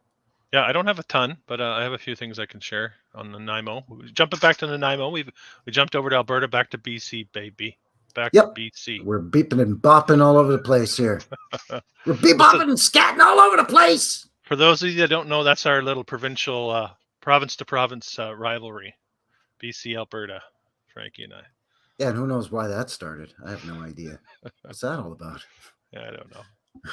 All right, I'll stay on the melt theme for a second, then I'll get to my my pictures, since we're looking at some interesting formations. So here's Nanaimo on the Google Maps. There's the street pattern, the fan, looking like a fan, right? So if we zoom out a little bit, we have nearby what's called the Malaspina Galleries, and the ferry actually goes right past it, somewhere through here, and you can see it from the ferry if you're going from Vancouver to Nanaimo. Oh, okay. The Malaspina Galleries. Check this out now.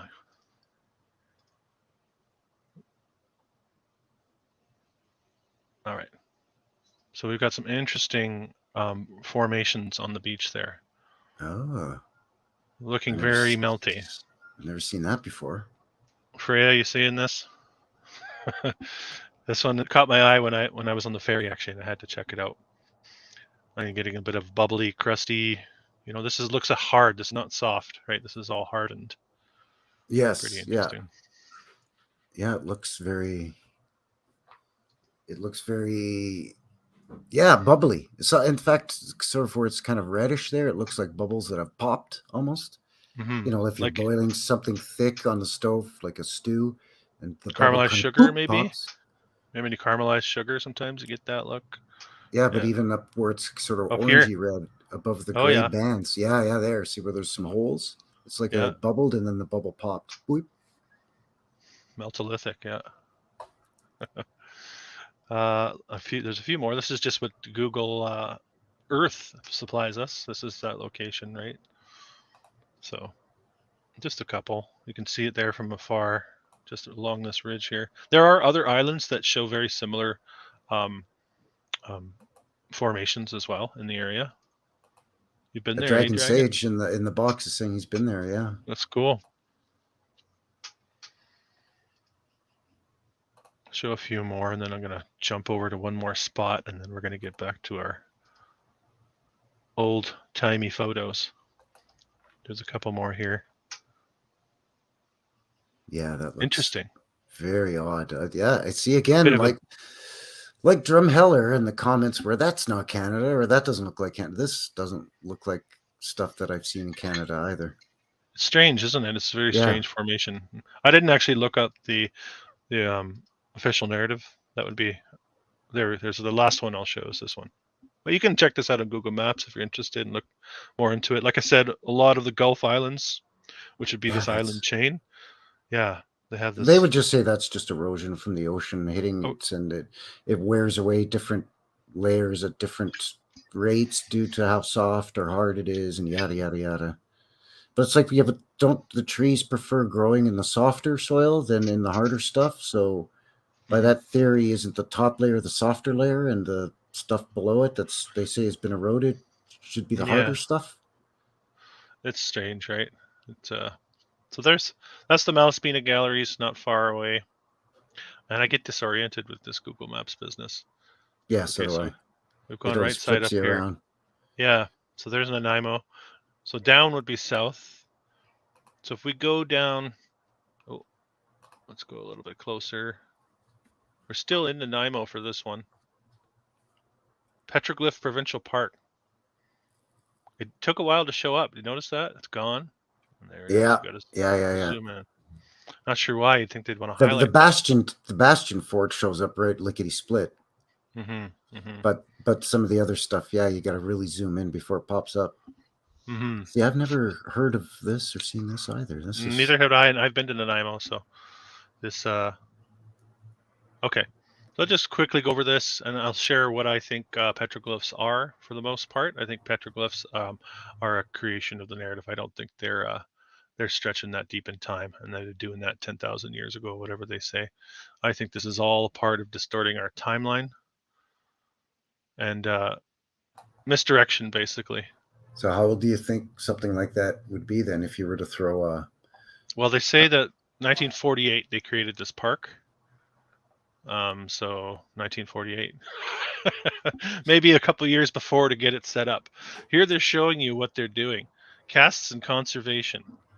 So they're actually telling you that they've cast these petroglyphs in concrete as duplicates for you to look at, because you can't look at the real ones. Ah, there you go. There's the kicker. Mm-hmm. And you see this also with dinosaur tracks.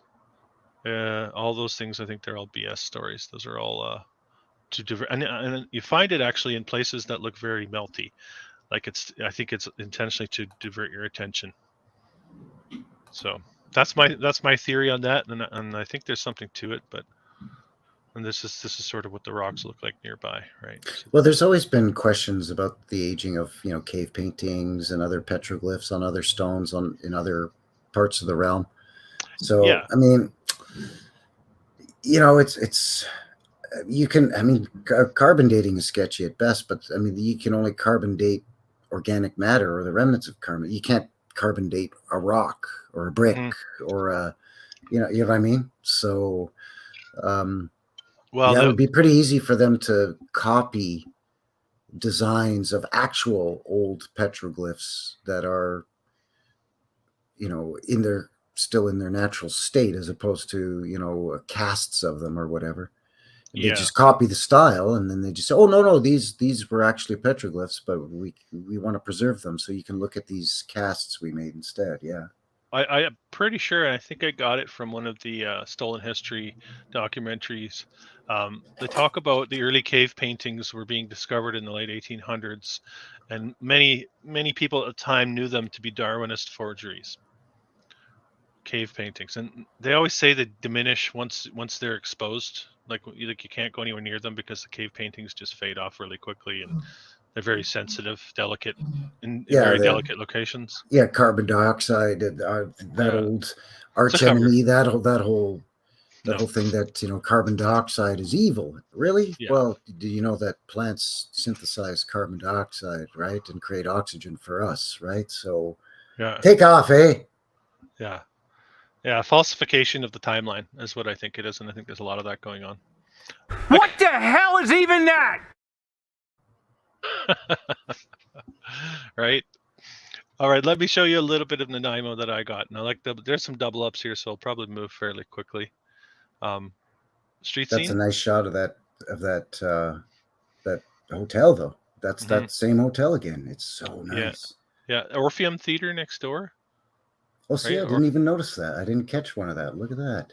I managed to catch the most recent Mind Unveiled video today on the history of cinema and the early days of the ISIS theaters. Very interesting. A heavy Masonic connection with the advent of cinema.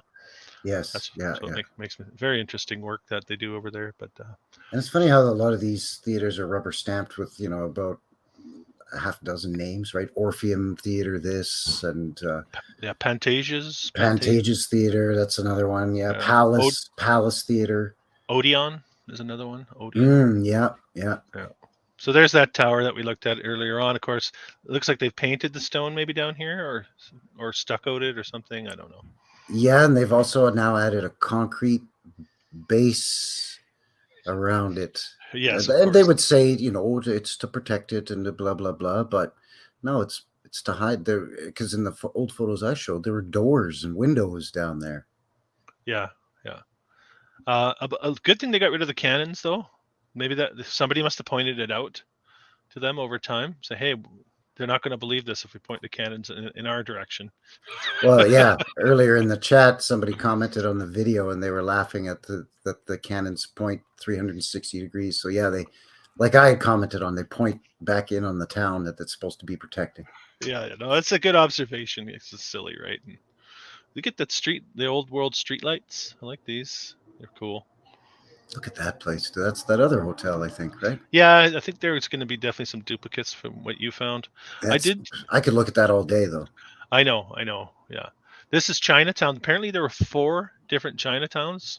I was just looking up a silly Wikipedia write-up that the years. Did you say 4? Yeah, like as a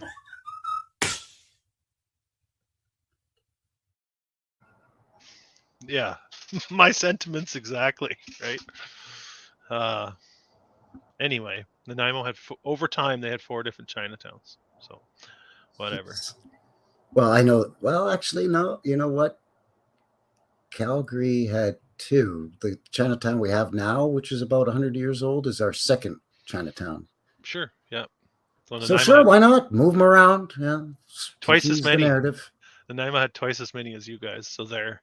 Yeah, Nanaimo's 100,000 people, and Calgary's 2 million people, or creeping up on 2 million.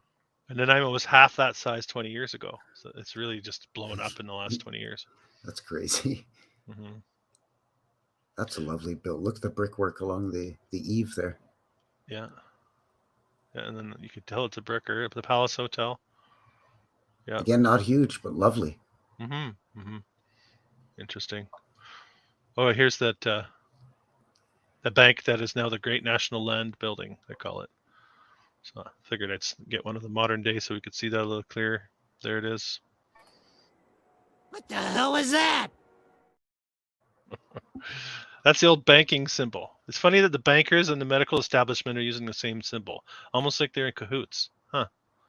Can you imagine that? All That's right. yeah. I don't. I that one still boggles a guy's noggin. St. Andrews United.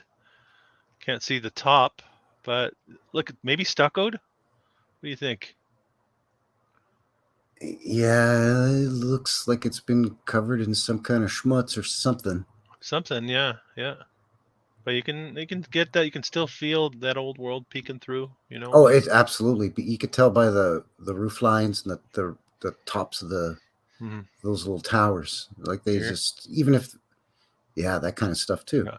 Got to get the wheel on the gable end. Get that wheel at the bottom of the gable end. Jeez. Okay, we'll keep going.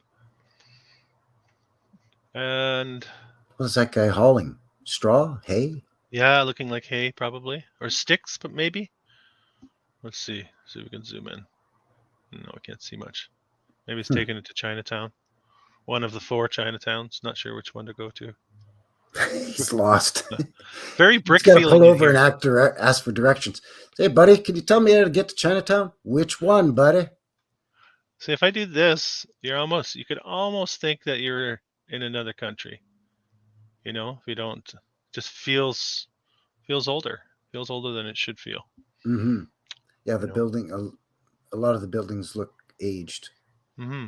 Mm-hmm. And this is pre. Well, no, there is a jalopy there. That car looks like, mid 20s, early 20s, maybe. Yeah. This is right in that time period where cars were starting to show up, but the majority of people still had a horse and wagon or horse and buggy. Mm-hmm. Mm-hmm. There it is again. Can't stop showing it. Really out of place for Nanaimo. Absolutely, it is. That's just unbelievable. Mm-hmm. You got to have big giant pillars like that for some small town island bank. Yeah, they feel very, very large, don't they?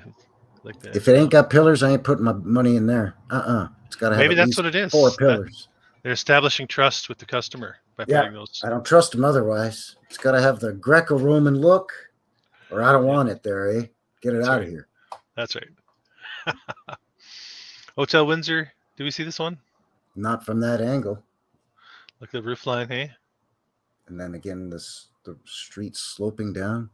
Half semicircle glass. Yeah, that's nice. Ship it all in. Yeah. Yeah, it's a nice looking building for sure. Are those details along the roof made to look like buildings on top of the building? Yeah, you're right. You're right. Looking like a tower on the corner, and then the gable, and then the other side. And you're right. Those are. That's hiding in plain sight right there. They've got buildings on top of a building. Mm-hmm. Mm-hmm. That's a lot of work to finish off a building these days. What's so what's this building on top of? You see what I'm saying? I say, hold up, wait a minute, something ain't right.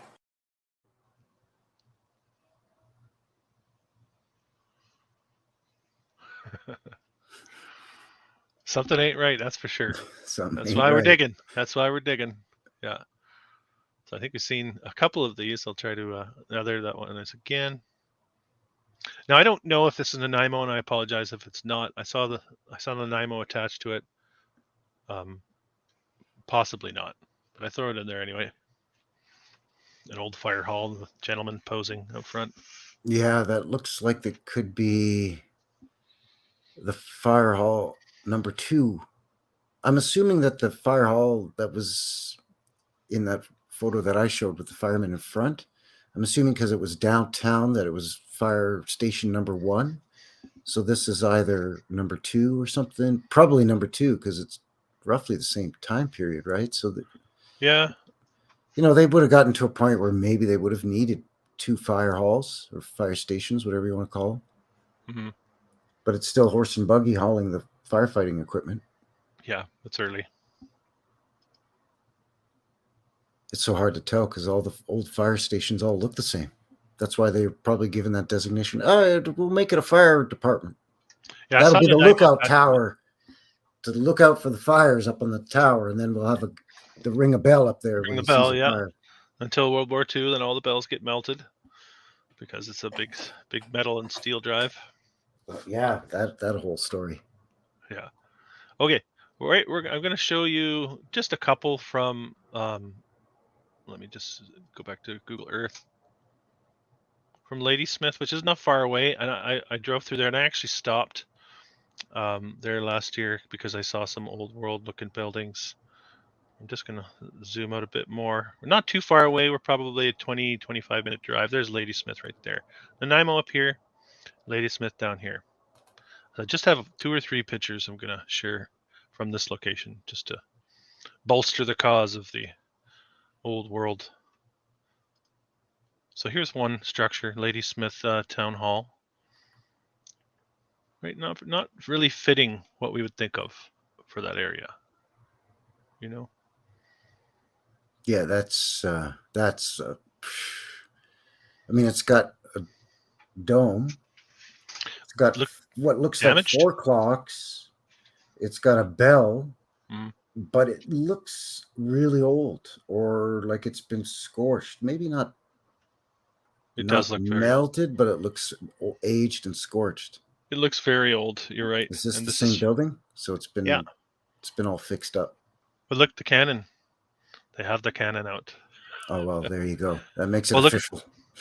And then you have the fountain as well, which the energetics of the old world employing water and ether, and fountain's a huge part of the apparatus of the old world system. So make of it what you will, I suppose. Great comment there. Thanks, obsessed. Yeah. Get some sleep though. I've shared the story before. When I first found this research, when I first got into this stuff, I wasn't sleeping a lot either. I was up at 5 a.m. and I was just buzzing. Yeah. It takes a while to digest, the whole deception and to really sort of get a handle on it. I have to admit, when I first started uploading content, which on my channel is mostly boots on the ground stuff, I got so excited I would hit 6, 7, maybe even 8 spots in a day sometimes. And I mean, my videos aren't long, but they average between 15 minutes and 20 minutes, right? Depending how good of a looky-loo I can have at a building. Or if I'm in a historic neighborhood, I'll do the whole neighborhood, and it's maybe an hour-long video. Yeah. But I was doing so many of them, and at first I thought, well, I'm going to run out of places. But the more I find, the more I realize I'm not going to run out of places for quite a while. That's funny. And that's how it is, right? You notice it's everywhere, really, literally under your feet. This is another thing. Yeah. This is part of the main drag of Ladysmith. Just one last one of Ladysmith. You can see the brick, and then this very steep slope from the street down to the ocean. I mean, steep as in if you're in a car, you can feel that you're going up or downhill. It's very steep. The front doors there, right in the middle, they look very short. Yeah, that's true. Interesting.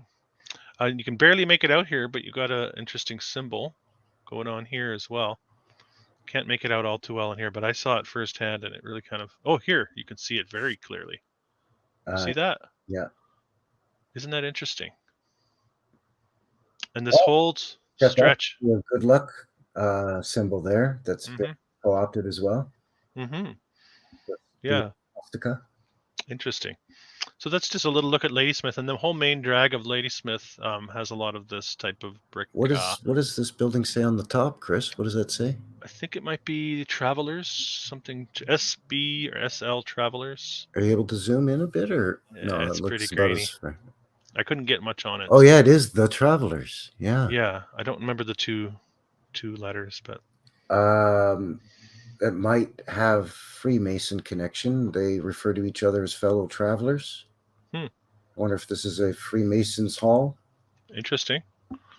Yeah. So that's just a small town, very small town, just south of Nanaimo, on the island. So they're building brick everywhere back then. Oh yeah, even on hard to get at islands, right? Barging it all in. Yep. Right. Just get a steamship to tow a couple of barges full of bricks from the mainland. Mm-hmm. Mm-hmm. All right. Oh, that's a nice shot. Yeah, you showed that one earlier. That must be the convent. Is that what it was? Yes, that's the convent, but this is a way better shot. Where did you find nice work? Where'd you find this one, bud? Oh, I found this in the secret internet that you don't know about. Ah, you always get me with that, eh? BC, we got a way better internet than Alberta. That's right. You've got that more left-leaning internet service. Yeah, I'm not saying that's a good thing. Just teasing you. Here's the was it the courthouse? Is that from? Remember we did deciphered. It's an inside joke there, people. By the way, for people that don't get it, BC is kind of known as Canada's California, but really it's not. The people in BC are way more grounded down to earth. Canuckleheads jokes, they don't go over your head; they go under your head. That's right, eh? It's because we always shoot from the hip and aim for below the belt, eh? That's right. It's because we like to try to twist the narrative on that we're so nice and polite all the time, bud. All right. So this is the courthouse, looking very old, right? That bit of that Romanesque, Richardsonian Romanesque, almost no columns here, but the size of the stonework here, whether it's veneer stonework or actual stonework, interesting building. Yeah, old world. Screams at me, old world. Do you show this one as well? The school? I think you did. That's the what do they call it? The central. Boy, it says there, Central School. Yeah. Yeah, the one that kind of looks like a construction photo, maybe, or they're still working on it, or something, or who knows. Yeah. And then we looked at this one already, so I think we looked at this one as well. I haven't seen that one though. No. You can see a little bit of the. Or maybe we did. Yeah. But yeah, you can see some of the big stuff in the back, right? So it's funny how sometimes they take these photographs from what I would consider a not so flattering vantage point. Like if you're trying to bring business and commerce and tourists and new residents to your town or your city, wouldn't you take it from the other side, the opposite end of where that photo's taken, and get those nice, big, beautiful buildings in the foreground of your photo? You know what I mean? Yeah, no, I hear you. But it's sort of part of the background, right? Yeah, so that, you're trying to show that, you're trying to brag and show that, hey, Nanaimo's the hot, new, up-and-coming city in the 1920s. Come move out here to our booming little island town. It's beautiful, but it's bustling, or you know what I mean? And they try to kind of pump it up for marketing or advertising back in the day. Yeah, I'm doing a search right now. Bernie was asking about the old brothel in Ladysmith, but I can't seem to. I think I have been to it, actually. I think I saw one of the. Hey, whoa! This is a family. This is a family show here. Let's get back to our regular programming. Right? So I'm not seeing it. So. I've been in that brothel, and I can't remember who I saw. It was a Canadian blues artist I saw there. Oh, okay. I was wondering why you were in.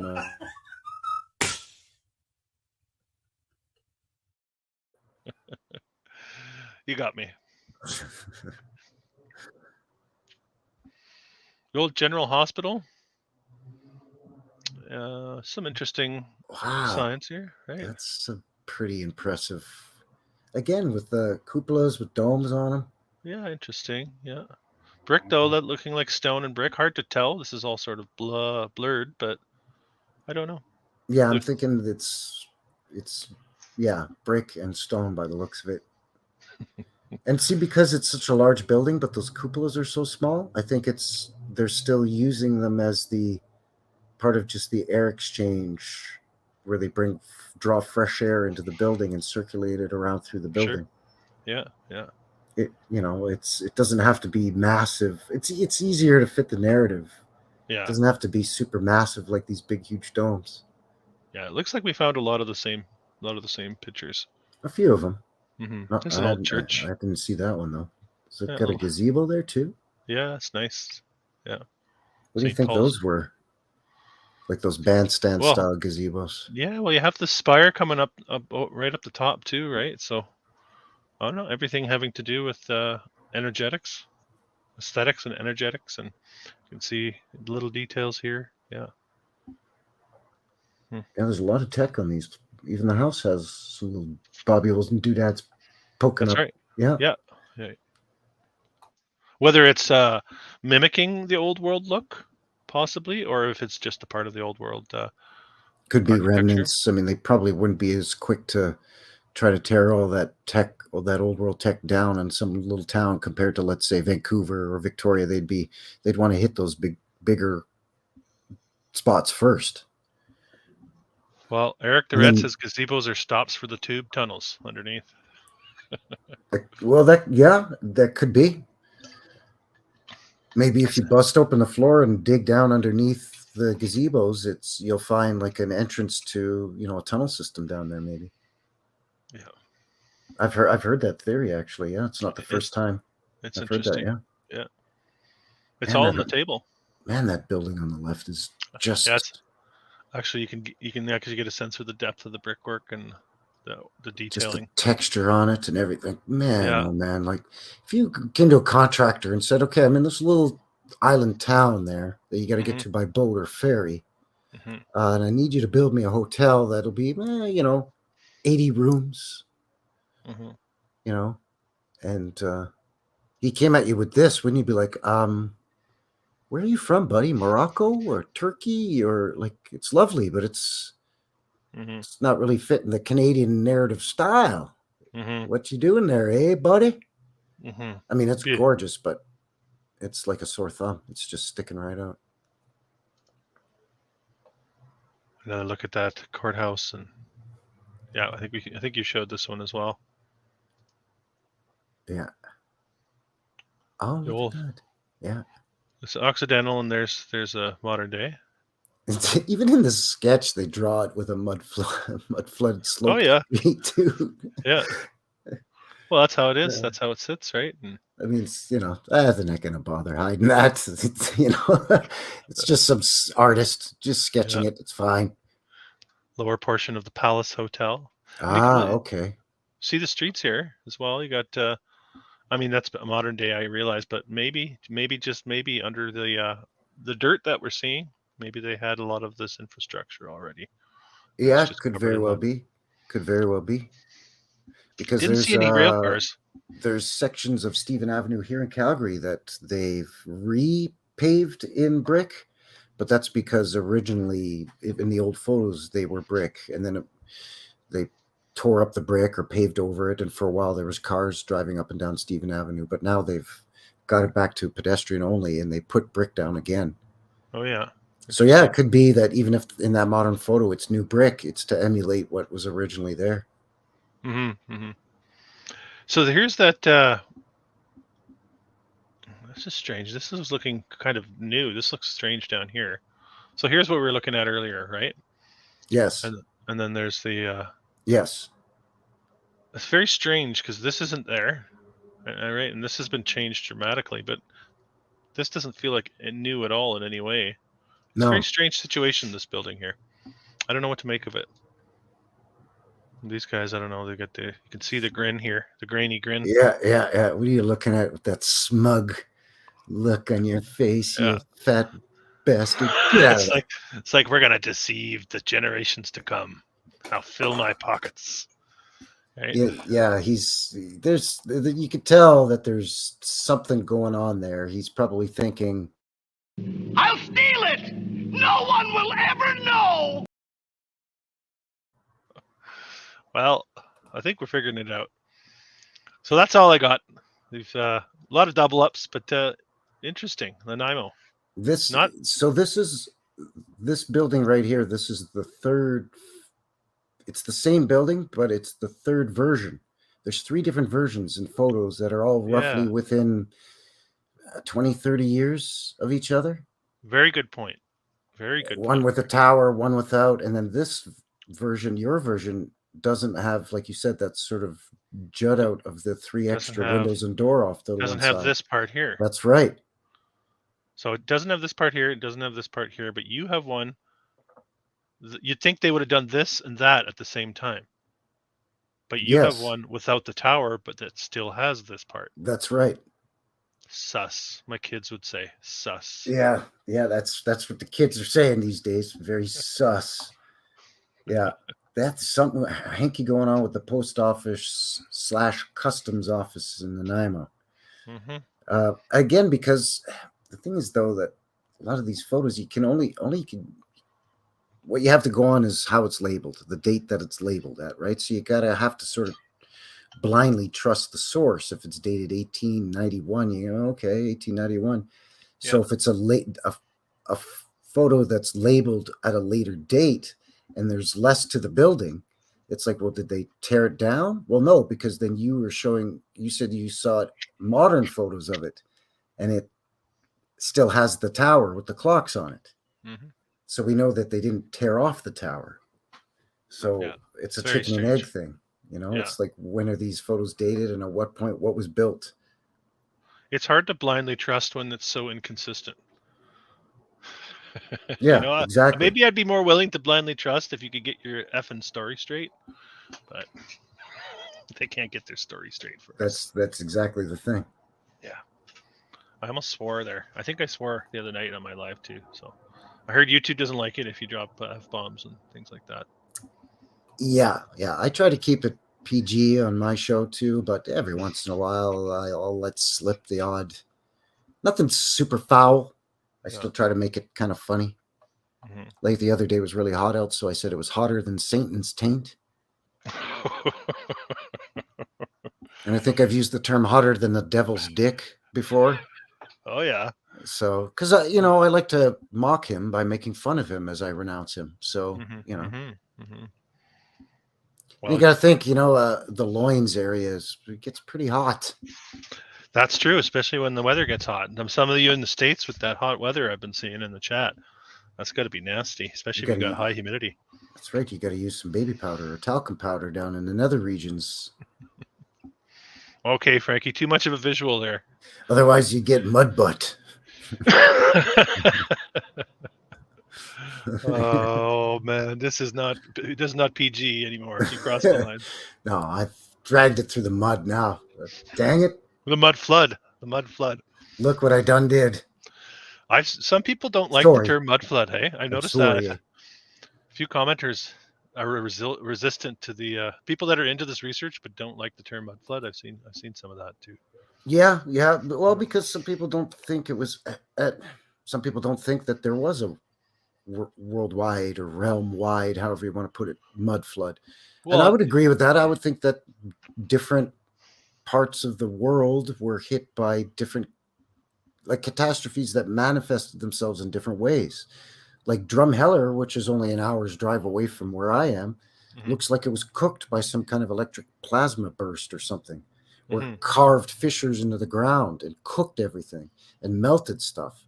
Whereas here in Calgary, I'm not seeing anything that looks like old melted buildings or things that have been fried or plasma cooked. To me, I'm seeing where the earth has been moved and it's slid downhill and semi-buried the first floor of some of these old world buildings. I mean, I see blocked in arched windows all over the place in the old buildings here in Calgary. And that's always at the base of the hills because Calgary's kind of built down in the bottom of a bowl. Mm-hmm. So whether you're coming into the city from any one of the 4 compass points, you have to descend down into Calgary.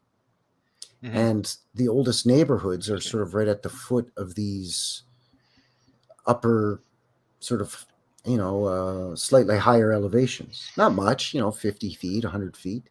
But I Yeah. think whatever the catastrophe was, how it manifested itself here was some of that earth liquefied in some way, somehow, and slid down these hills and semi-buried some of the old world buildings. I think there's Whereas a good chance water was involved too. Water was washing a lot of this through the areas. Yeah, so I think it just depends on where and when. Obviously, I think most of us would agree that there have been multiple events or cataclysms. I think that to assume, I mean, when I use the term mud flood, I'm not saying the entire realm was covered in mud. Yeah, neither am I. I'm saying it as a part of a cataclysm that this region was hit in that way, right? So yeah, for me specifically, Calgary was hit by a mud flood. Edmonton was mud flood, but east of Calgary and Edmonton, it was cooked. Yeah, and west as well. Banff's got some meltage going on there too. Banff, I've looked into it a little bit. Yeah, Banff's got a different look to it. They have their own hoodoos there too. Yeah, they do, and they do. They don't have the vertical tops or the horizontal tops balancing on them, but they're much taller actually than the Drumheller and Medicine Hat hoodoos, and they're right up the side of a mountain. Yes, they're quite impressive. They almost look like the moai on Easter Island at was that Rapa Nui? I was just gonna say they almost look like statues. Yeah. Yeah, they're amazing. Yeah. But yeah, there's definitely something different went on in the Canadian Rockies for sure. Speaking of Banff, isn't our next episode going to be on the hotels? Didn't we agree to that last time as well? I think you and I wanted to look at the Fairmont CP Rail hotels, yes. Because Canada's got a whole string of old world hotels that supposedly the railway put up. Yes. When it was stretching across the country, and they're spectacular. I think in episode 3 we were talking about doing Nanaimo for this episode 4, and then episode 5 was the railroad hotels like the Chateau Frontenac, the Banff Springs, the Hotel McDonald. What's that one? It's with the big one in Vancouver too. The Hotel Vancouver, I think. Yeah, Hotel Vancouver. Yeah, you're right. Yeah. So we could. I mean, that could be a long one. We're gonna have to tighten up the ship and present. We're gonna have to put a strap and pull up the bootlaces here a bit. Saskatoon's got a beauty. Like it's. Yes, you're right. Actually. Yeah. Should we? Well, it's a lot of people may need some reminding that much of the narrative in the U.S. going across the Midwest. It's the same narrative coming across our version of the Midwest, what we call the prairies up here in Canada, is, the railroad opened it up. And prior to that, it was, cowboys and wild Indians and rootin' tootin' cowboys and the wild frontier and fur trappers and miners and the gold rushes and all of that same narrative and the striking oil and the rodeos and all that stuff. Yeah. So to see something like this in the heart of Canadian cowboy land. This isn't the prairies. This is the Saskatoon version. Like come on, it's ridiculous. Ridiculous. Where the city that this is built in would have popped up as a farming town. Yeah. But the railroad comes through and they build supposedly this hotel in this little fledgling railroad town that, by their own narrative, wouldn't be there if it wasn't for the railroad. Yeah. And then all of a sudden they can just afford to build these giant castles out in the middle of the Canadian Wild West in the prairies. Yeah. At quite an early time, too. Some of them were built in the 1890s. The Banff Springs has an early build date. Of course, out in Quebec and Montreal, very early build dates. Ooh, forbidden. Yeah, you're verboten there. Ottawa, the Laurier Hotel in Ottawa. Okay, we're gonna spoil it here. We're spoiling. Okay, I'll stop. Sorry. Slow down, eh? You're getting ahead of the guy there, eh? With the show, eh? Maybe we should cut it off and then get our ducks in a row and put it together for the next episode. That sounds like a plan, my friend. It sounds like a plan. Because I think a lot of people are going to be like, didn't realize there were so many castles in Canada, eh? Yeah, that's right, Bod. There's lots. We're going to show some Canadian castles on the next installment. That's right. And again, keep in mind the seclusion of some of these, much just like in that same rubber stamp narrative in the United States, the wild frontier, and nobody out here, and just all of a sudden they pop up with a railroad. That's ridiculous. We're going to have a lot of fun with that one, I think. I think so too. Yeah. All right, folks. Well, I think that's going to do it. Hey, what do you think, Chris? Yeah, sounds good. It's been fun. Always a pleasure. Yeah, we're just past the 2-hour mark, so I think that's a pretty good time to. We had a lot of fun with this one. There are quite a few surprises for a small island town of Nanaimo. It kind of reminded me of St. John's, although I knew St. John's by the narrative was much older when we were going to see crazy castles and stuff in St. John's. But the amount of surprises in Nanaimo reminds me of the amount of surprises in St. John. St. John's. Sorry. I'm with you. There's some similarities for sure. One on one side of the continent, one on the other side of the continent. Yeah, basically at opposite ends of the continent. They're separated by almost 4,000 miles, eh? So pretty amazing stuff. All right, everybody in the chat, thank you very much to everybody for tuning in and joining us. Thank you to all of the moderators for helping out in the chat. We're a couple of Canuckleheads. We don't get a lot of troublemakers out here, eh? We're pretty chill up here in Canada. Oh, we're the worst of the bunch. You got to watch out for the polite, quiet ones, eh?